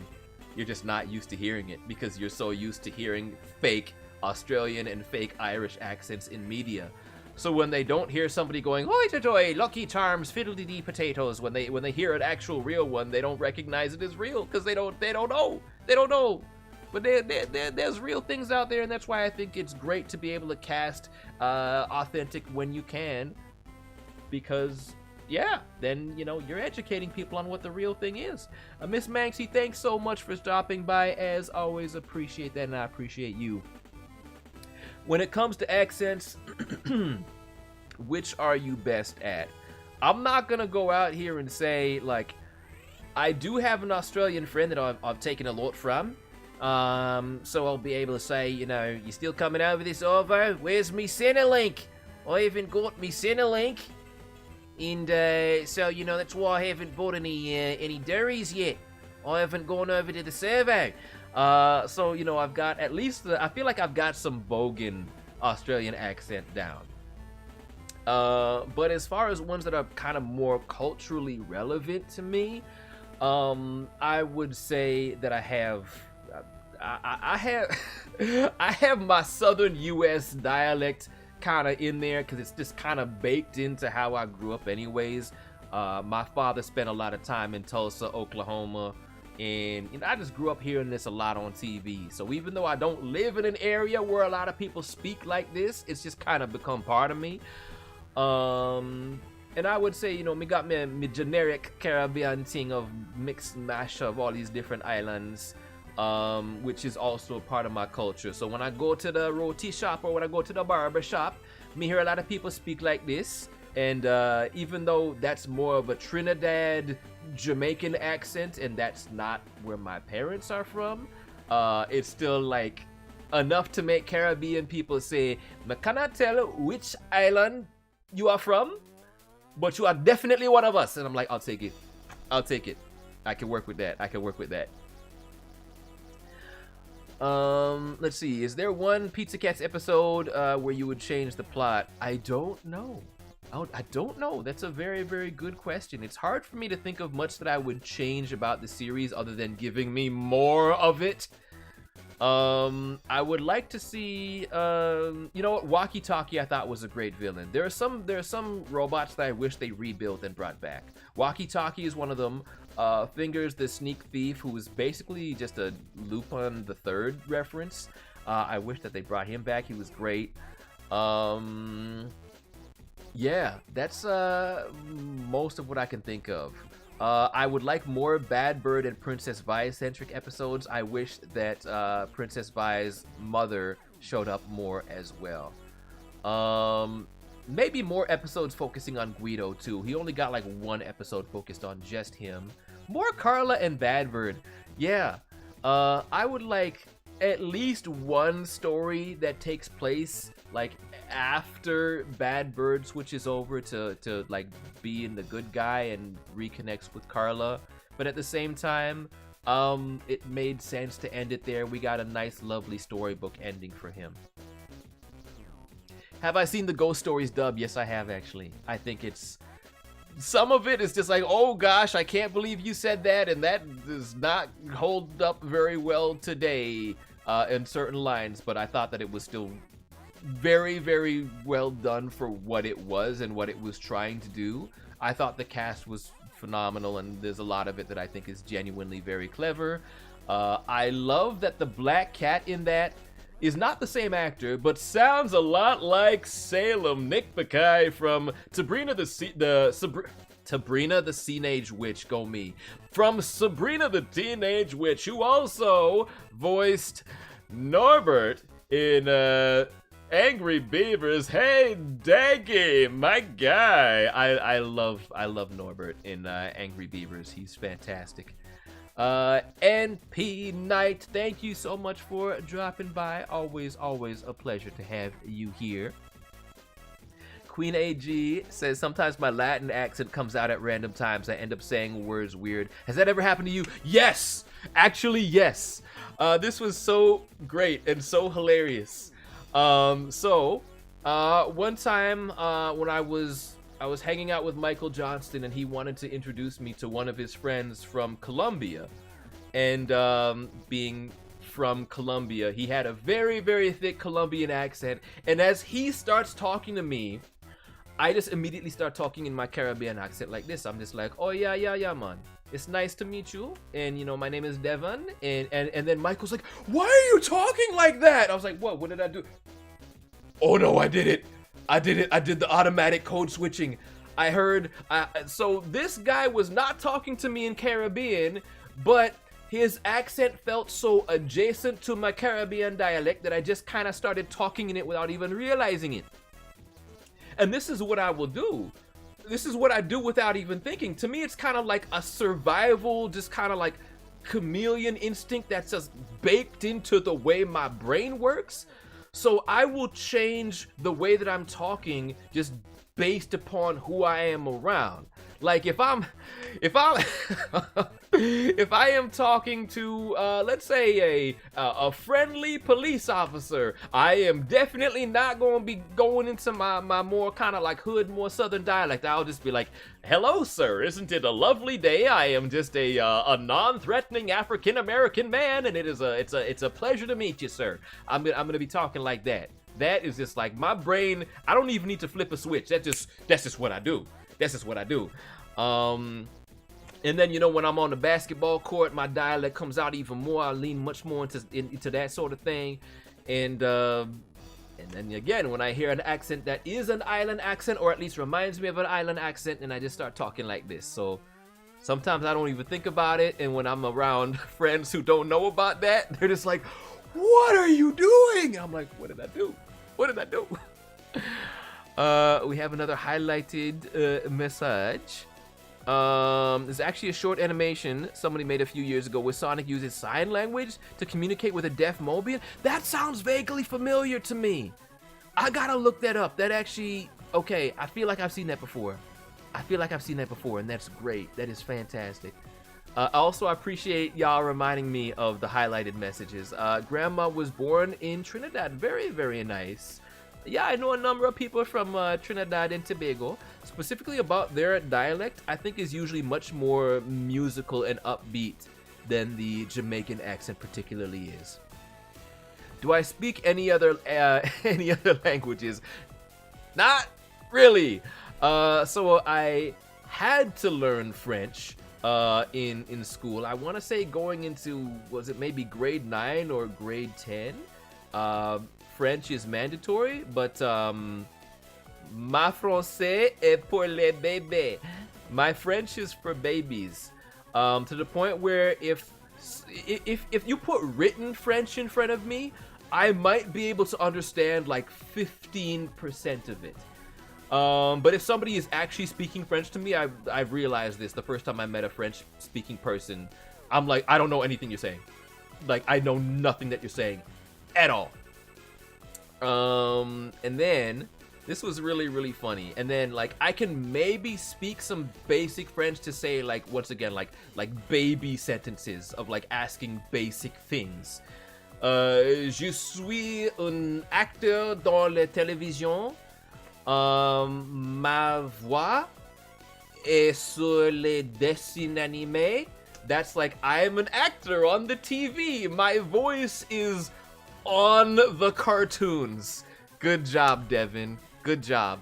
I can say stuff like that. And then stuff that I'm taught in school that's is supposed to be, oh yeah, basic things.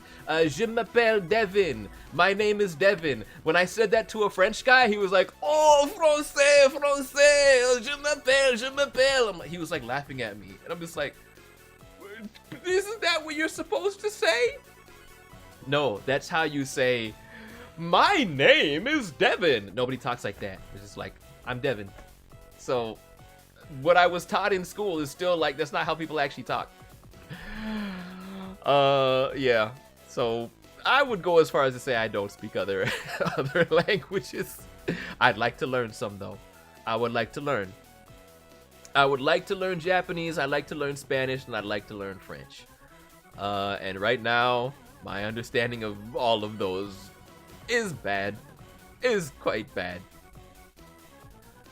Thomas, thanks so much for dropping by again, as always, and a very happy birthday to you once again. You think in pictures. You know what? That's the sort of thing at times I wish I could do, because then maybe I'd be a better artist. Because, like, I'm able to, like, very briefly imagine in my head what I want something to look like, and then I draw it, and I'm just like, this is just that's not what's in my brain. And then I try to check back in my brain on the picture that I remembered, and then the picture's just goo, and it's gone. So I guess there are ups and downs to that for sure. Have I seen any of One Piece? I have seen the first episode of the 4Kids dub, and I liked it, ironically. And then I watched the first season of the Netflix live action show, and I'm like, you know what? This is pretty solid. Didn't like love it, but I thought it was solid. And then I might watch the second season. I started the first episode, and then there was something in there that I'm just like, really? But I can tell that they still, like, all the actors really care. There's so much respect for the source material, and I think that that's pretty cool. I'm glad a lot of genuine fans are really liking it. Rhythm Heaven is on its way. Ooh, okay. I really like. I played I think the Wii game, and I really enjoyed it, and the DS one. So I'm gonna keep my eye on that. Ever played Cuphead? I played a demo of Cuphead, I think, at an event, and it was hard, but I did pretty well. Lego Dude, thank you so much for dropping on by, as always. I heard about Sonic Prime Dash being removed from Netflix games, and I'm just like, uh-oh. Remember me! I know that it's not extremely likely that more stuff is going to happen with Sonic Prime in the future, but I will continue to hold on to that tiny little thread of belief that something more can be done with that someday. Favorite Batman movie? Batman Forever. Batman Forever is actually my favorite. I know it's not technically the best, and I know that the Riddler and definitely Two-Face is not supposed to act like that. But I still I like it. I just like it. It's a decent mix of like silliness but some serious stuff as well. And I think that Jim Carrey is a great Riddler. I think he's a great Riddler, and if you asked him to play a more serious Riddler, he'd be great at that too. Why so serious? Dark Knight is pretty good as well. Probably my second favorite. Sabrina, thank you so much for dropping by as well. Sibuna, why don't you please share that in the server? Why not? In the Blue Guy area. I will have a look at that. Chaos Sonic Prime, I of course wholeheartedly approve, because there is so much more that can be done. He needs to be rebuilt. He needs to, for Nine's sake, please. Have I seen Avatar: The Last Airbender? Yes! And I love it. Avatar State, yip. I love that. I love it so very much. And I am so very happy for Paul Sun-Hyung Lee being cast as Uncle Iroh. It's one of those few cases where the entire internet wanted it, and we got it. We got it. He is a fantastic human being, and I want only good things for that man. Are there any moments in the Sonic series that make you always laugh? There are, and the overwhelming majority of them are in Sonic Boom. But I love, I have short-term memory loss, and I also have short-term memory loss. This wall tastes like dirt. Who's Roger? He means me. So many things. It's just great. It's just great. Scratch and Grounder pretty much doing anything I really enjoy in the Adventures of Sonic the Hedgehog. They're great. Robotnik is great. They're great. There's just, that show makes me laugh in more of the kind of like, what is actually happening sort of way. Whereas Sonic Boom is more like very, very cleverly written and crafted jokes. Adventures of Sonic is just like, what is this nonsense? How did this get animated? What is my favorite TV comedy series / sitcom? Probably The Fresh Prince of Bel-Air. Probably that is what I'm gonna go with. There are others that I like, but not to the same extent. It's Always Sunny in Philadelphia is actually one of those ones that almost always makes me laugh, even though some of the humor is kind of very cringe. Danny DeVito's having the time of his life, and I'm so happy for him. Malcolm in the Middle is another one that I really like as well. Let's see. Roger is Dave the Intern. Dave the Intern is fantastic as well. Striker says, my original dream was to be an animator in Wild Brain Studios. Yeah, it's a shame they're sadly not doing any more Sonic Prime, at least for the time being, as far as I know. But I mean, I would say it's not always great to have your sight set on one particular studio, because you never know what might actually be a better fit in the end. But if you would still like to be an animator, please keep putting the effort in your drawing. Look at as many like tutorials and just videos on art theory as you can, and just like keep practicing, and you never know where it's gonna take you. Okay, thank you so much for that, Sibuna. I will check that out later. Do I watch Friends? No, I do not, but my sister has really loved that show, but it just kind of didn't really do it for me. Yeah, that would be great too, Puzzle Portals. I'm right there with you. Oh, content creator on YouTube and Twitch. Hey, that is a doable thing.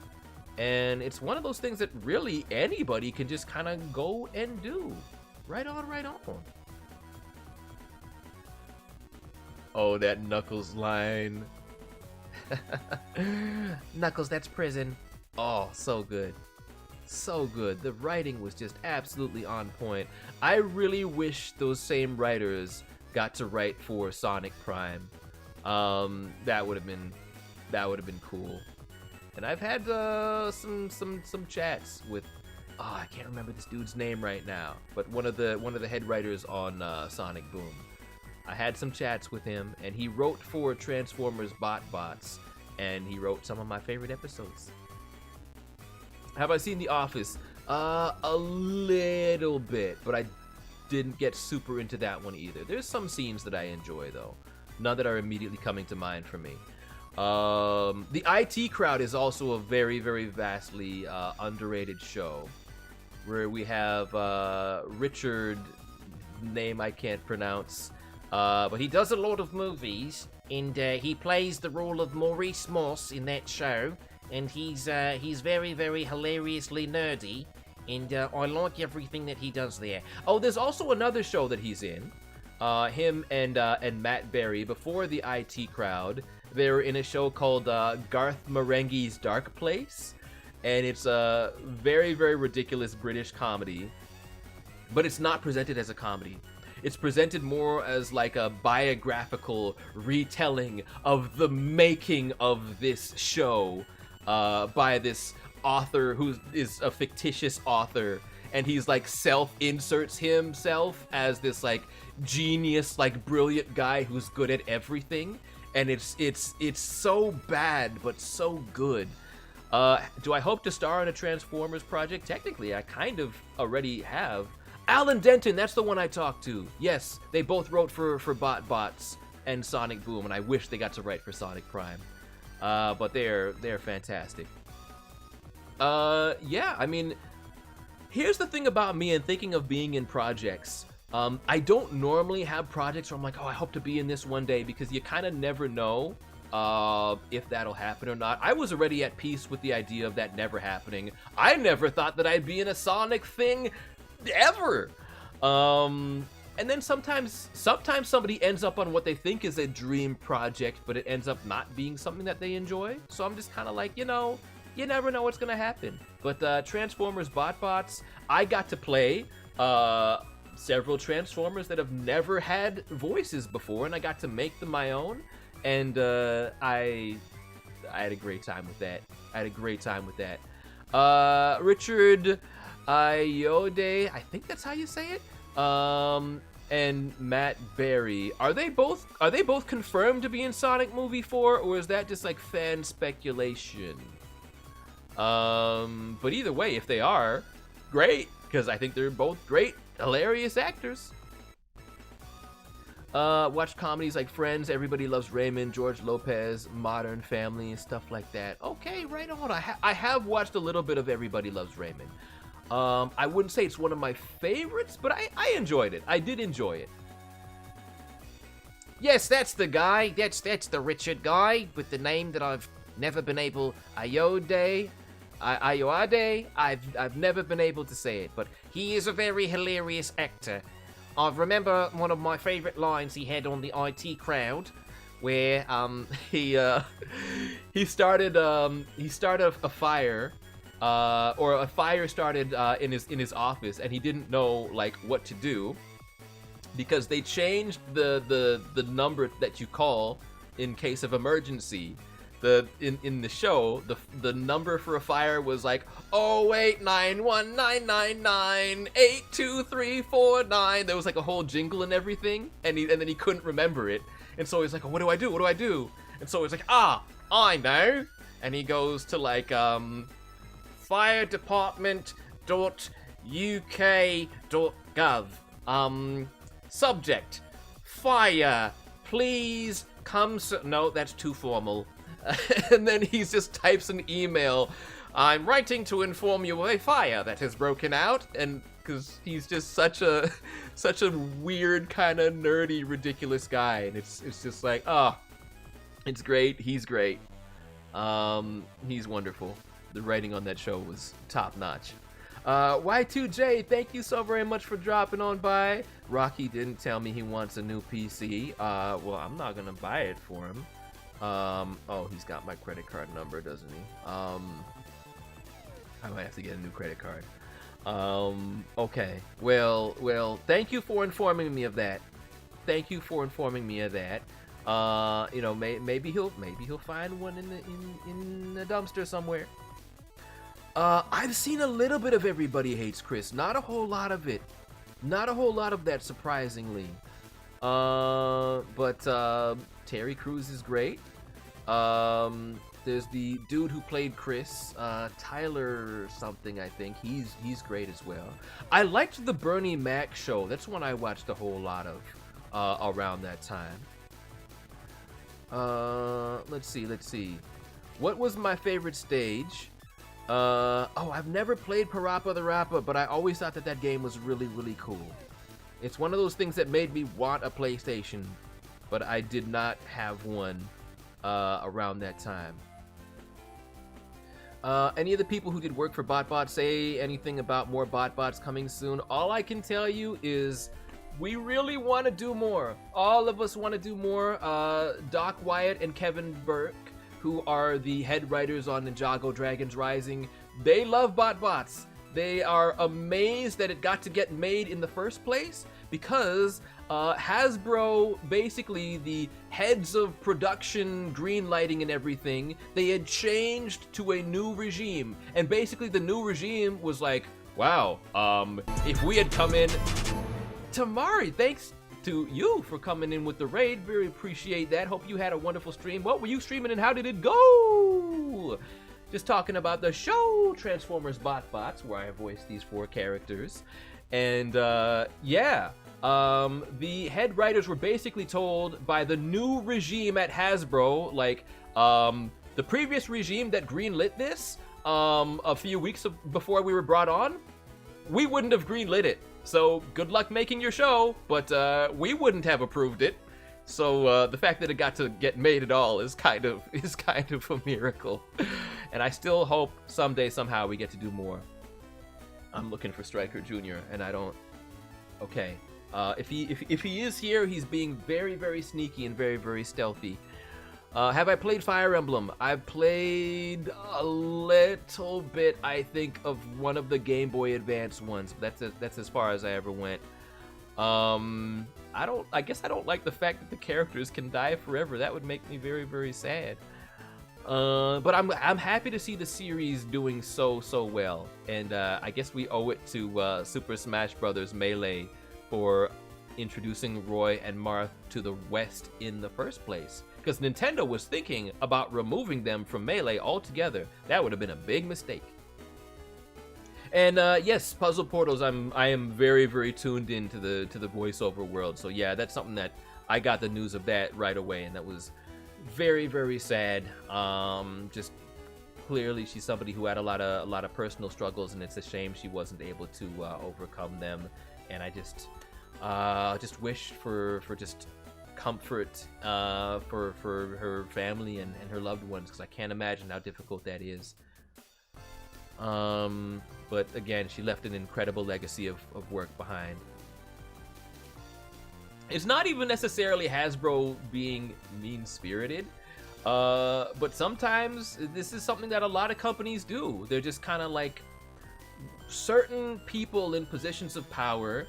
They only really are concerned with things that they have signed off on and they have greenlit.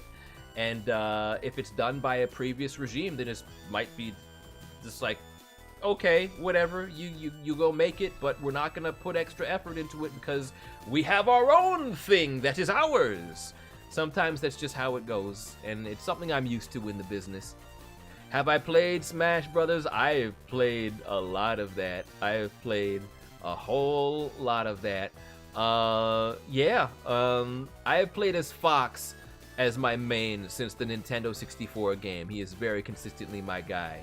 And Tafari, thank you so very much again. Oh yeah, we gotta go with the Daishiki Juneteenth style. And yeah, what a wonderful, great day it is to celebrate. You were streaming Sonic Adventure 2 since the 25th anniversary was today. I did not know that. Okay, I might have potentially. Do I have Sonic Adventure 2 Battle? I don't know if I actually have a copy of it still. I have Sonic Adventure DX. But okay. Well, I need to remember that for the future. One of these days I do need to stream the Sonic Adventure games, and maybe that'll be what happens on the actual Sonic birthday. Would I ever play Fox? Like, you mean like voice him in something? I don't expect it to happen, because I know they used to cast the Star Fox games out of Seattle. Now they're casting them out of Los Angeles, and they've always done it non-union, except for that one time Star Fox characters were brought into Battle for Atlas, the Ubisoft game. So I don't expect it to happen, but I definitely know what my Fox voice would sound like, because Fox is one of my favorite characters ever. Have I tried? Oh, I've definitely tried playing as Sonic in Smash Brothers, and it is very consistently a disgrace. He's one of those characters I want to be good at, but I'm just not. There are 3 characters I would say I'm consistently pretty good at, and that is Fox, Ness, and Ganondorf. Let's see. Yeah, Fox is one of those guys who, like, in every game, he's pretty solid. He's right up at the top. I actually hate him in Brawl, but I hate most things about Brawl. I like the cutscenes, but yeah, Fox in Brawl, I really did not enjoy playing as him. He felt way too weak, and I didn't like the range on his attacks. And then, you know, Smash 4, he's like, okay, he's right back up where he should be. I like him. I like playing as him again. Let's see. Oh, the strongest cultural soundtrack of the franchise dropped on Juneteeth. Oh, snap. Yo, it's right, though. That's right, though. Big facts. Gotta protect this place. I do it for my race. Oh, my goodness. Those Knuckles songs, though. Those Knuckles songs hit so hard. Let's see. Oh, Sonic's appearance in Brawl was just like absolutely based. Would I say top 10 reveals? No, top 1 reveals. Let's see. I'm enjoying this chit chat stream, by the way. I like this because it's so hard to focus on chat when I'm playing games. But when I can actually like talk with y'all and have these fun back and forths and answer questions, I do really enjoy that. Let's see. Yeah, oh, definitely. One of the, like, everybody, the whole world was talking about it because it just seemed impossible. And suddenly, anything can happen. Anything is possible. Oh, your grandma was born in Trini. Okay, so you got a connection there. Very cool.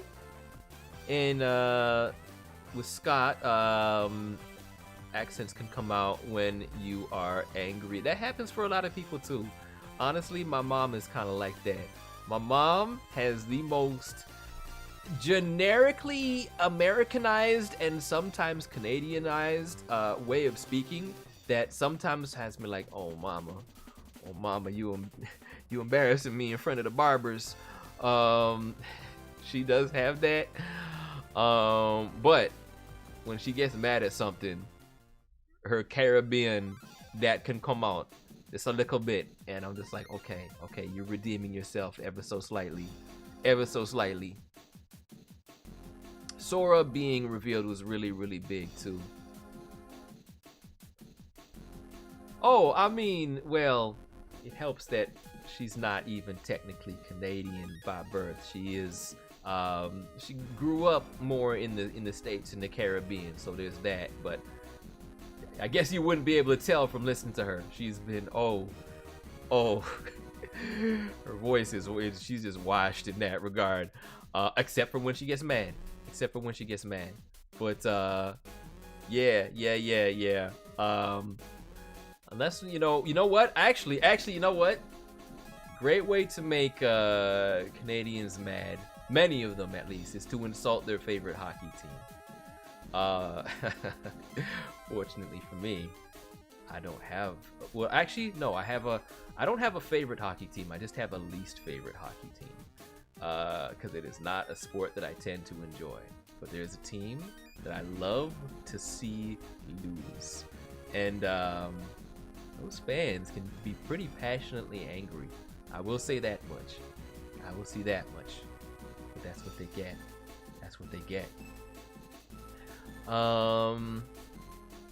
I love my singular sports ball, and that's about it. You know what? Totally valid, whether you like the sports balls in general or not the sports balls. I think there's lots of things that one can enjoy, including dancing, which could could be considered a sport. I mean, there is Olympic dancing. Cherry, thank you so very much for dropping by. It is good to see you. I hope that you had a good dancing time.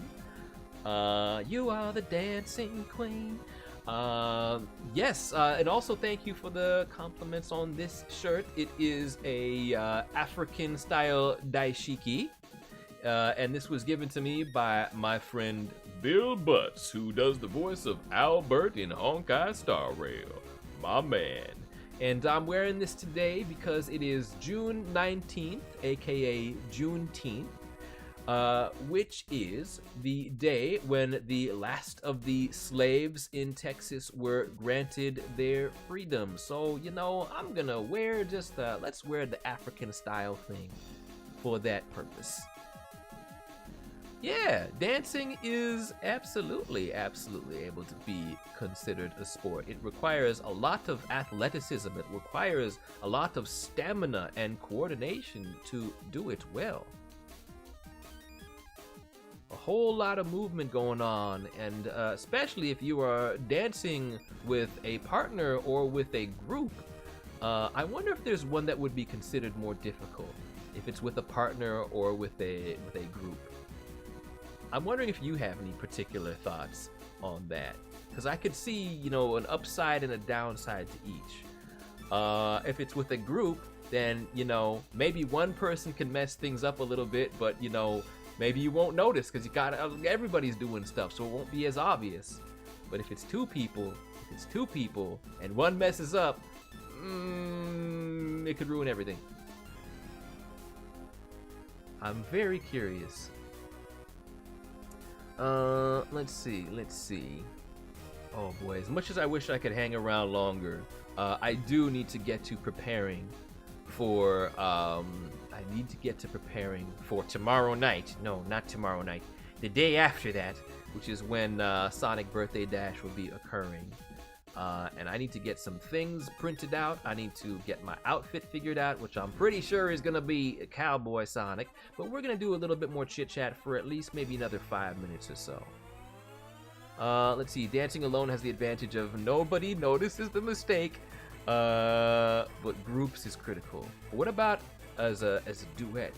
Have you ever danced with one other person as a presentation, or has it just been groups or solo?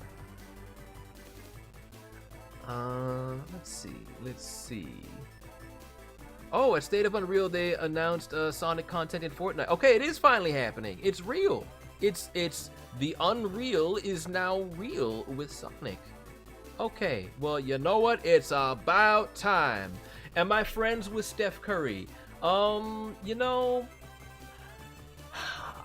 we could kind of say so. I'm not gonna say like he's like my best buddy or anything, but like when he sees me at a game, he's like, "Yo, Mac, how's it going? How all that stuff." I don't have his phone number anymore because he got a new one, and I haven't been able to get his new one yet. But I hope we have discussed working on something in the future, and I hope that can still happen. You could potentially say acquaintance. Welcome back, Whiska. How are you doing? I'm amazed that you are still awake, but I mean, I guess you had something very, very important to stay up for today regardless.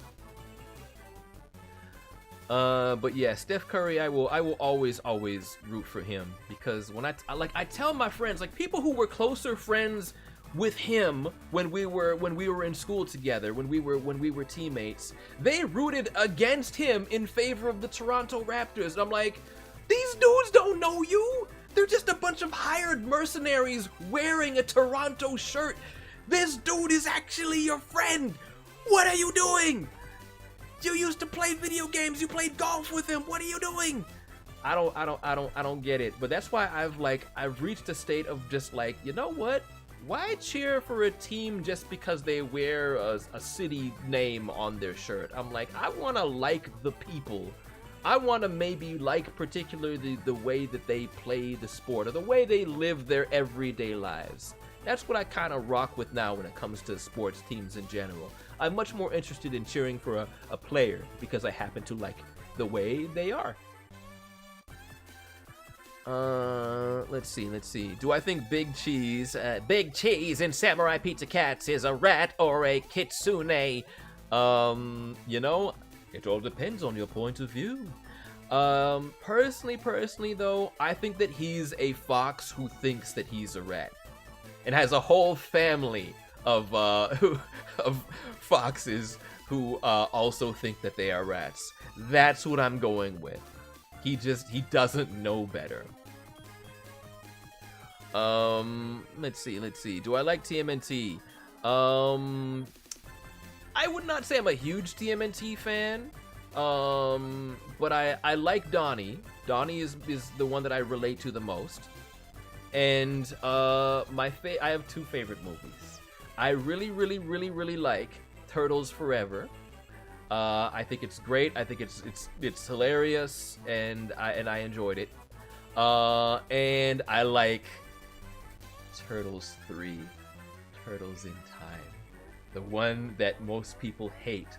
But it's because that's the one I watched the most of as a kid. I don't remember if like I owned a videotape of it or if that's just the one that like we rented all the time. I don't know. But that's the one I saw the most, and I liked it. And if I rewatch it, I'll probably hate it. That's why I haven't rewatched it in a long time. Lobsters asking, how do I know Steph Curry?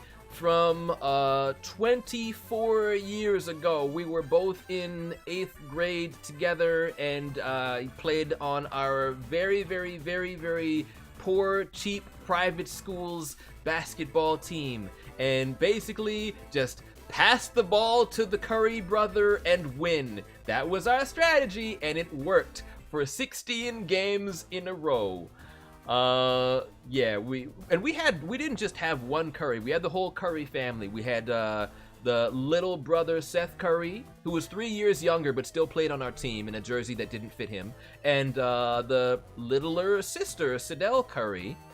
She was also going to the school, and yeah, basically that's what it was. Anytime we fell behind, you didn't even have to try out for our team. That's how pitiful we were. You could just say, like, I want to be on the basketball team. Congratulations, you're on. And the funny thing was, our coach didn't think that Stefan was going to be anything special. He heard, oh, the son of an NBA player is coming to the school. This is great. He's probably going to be, like, 13 years old, but, like, 6 feet tall. Oh, he's a tiny little shrimp. What are we going to do with this? Oh, he shoots from half court. We can do something with this. And couldn't be happier for where he is now. Very humble guy, very down to earth. And they were just raised the right way. If they did not get good grades, they couldn't play on the school basketball games. And I love everything he's doing now. I haven't gotten to talk with him in a minute. It's been 2 years, I want to say. He knows about my Sonic stuff, but he hasn't seen it yet, to my knowledge. But I want to congratulate him on the GOAT movie, because dude held his own as a voice performer and did a good job live action as well in the show called Mr. Throwback, which was co-starring him and Adam Pally, co-starring Steph Curry and Wade Whipple.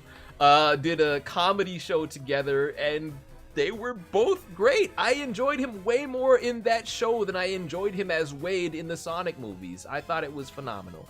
Caddy Crash, appreciate you dropping by. As always, have a great rest of your night. Skeleton Soldiers, you have my respect. I could not, like, more than one thing going at a time for me. It's just like, how brain just becomes goo. So I appreciate you trying. The Flames of Disaster. I do like him for that line. He's pretty great there. Let's see. I hope that if a Turtles Forever 2 gets made, as many VAs as possible can reprise their roles from every show. Yes. It is a shame that we weren't able to have the OG Turtles cast come back. Some of the sound-alikes were pretty good. Dan Green as Leonardo was surprising. Again, I thought like the guy that they had as Krang, the Krang guy was really good. Lobsters, appreciate you dropping by, and it was a great question to ask. I'm happy to answer it. Okay, I think at about this point in time, I'm gonna be looking for somebody to raid. But again, this was so much fun, and I want to try to do streams like this more often. It's been a while since I built a Lego. I gotta build a Lego. Ben, thank you so much for dropping by as well. Okay, who are we gonna send this raid on over to? I think I know who.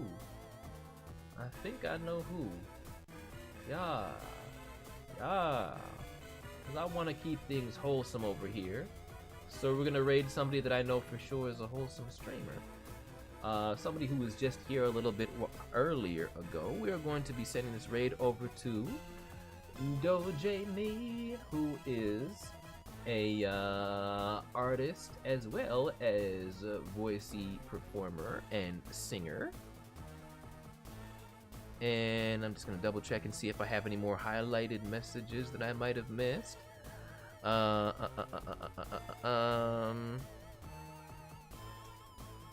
I think that we are all good. I understood that reference. Vash Bell, who knows? You know, he might actually be magical. At the least, I know he plays the Dungeons and the Dragons, but I'm not sure if he is familiar with that anime. That might be a fun question to ask.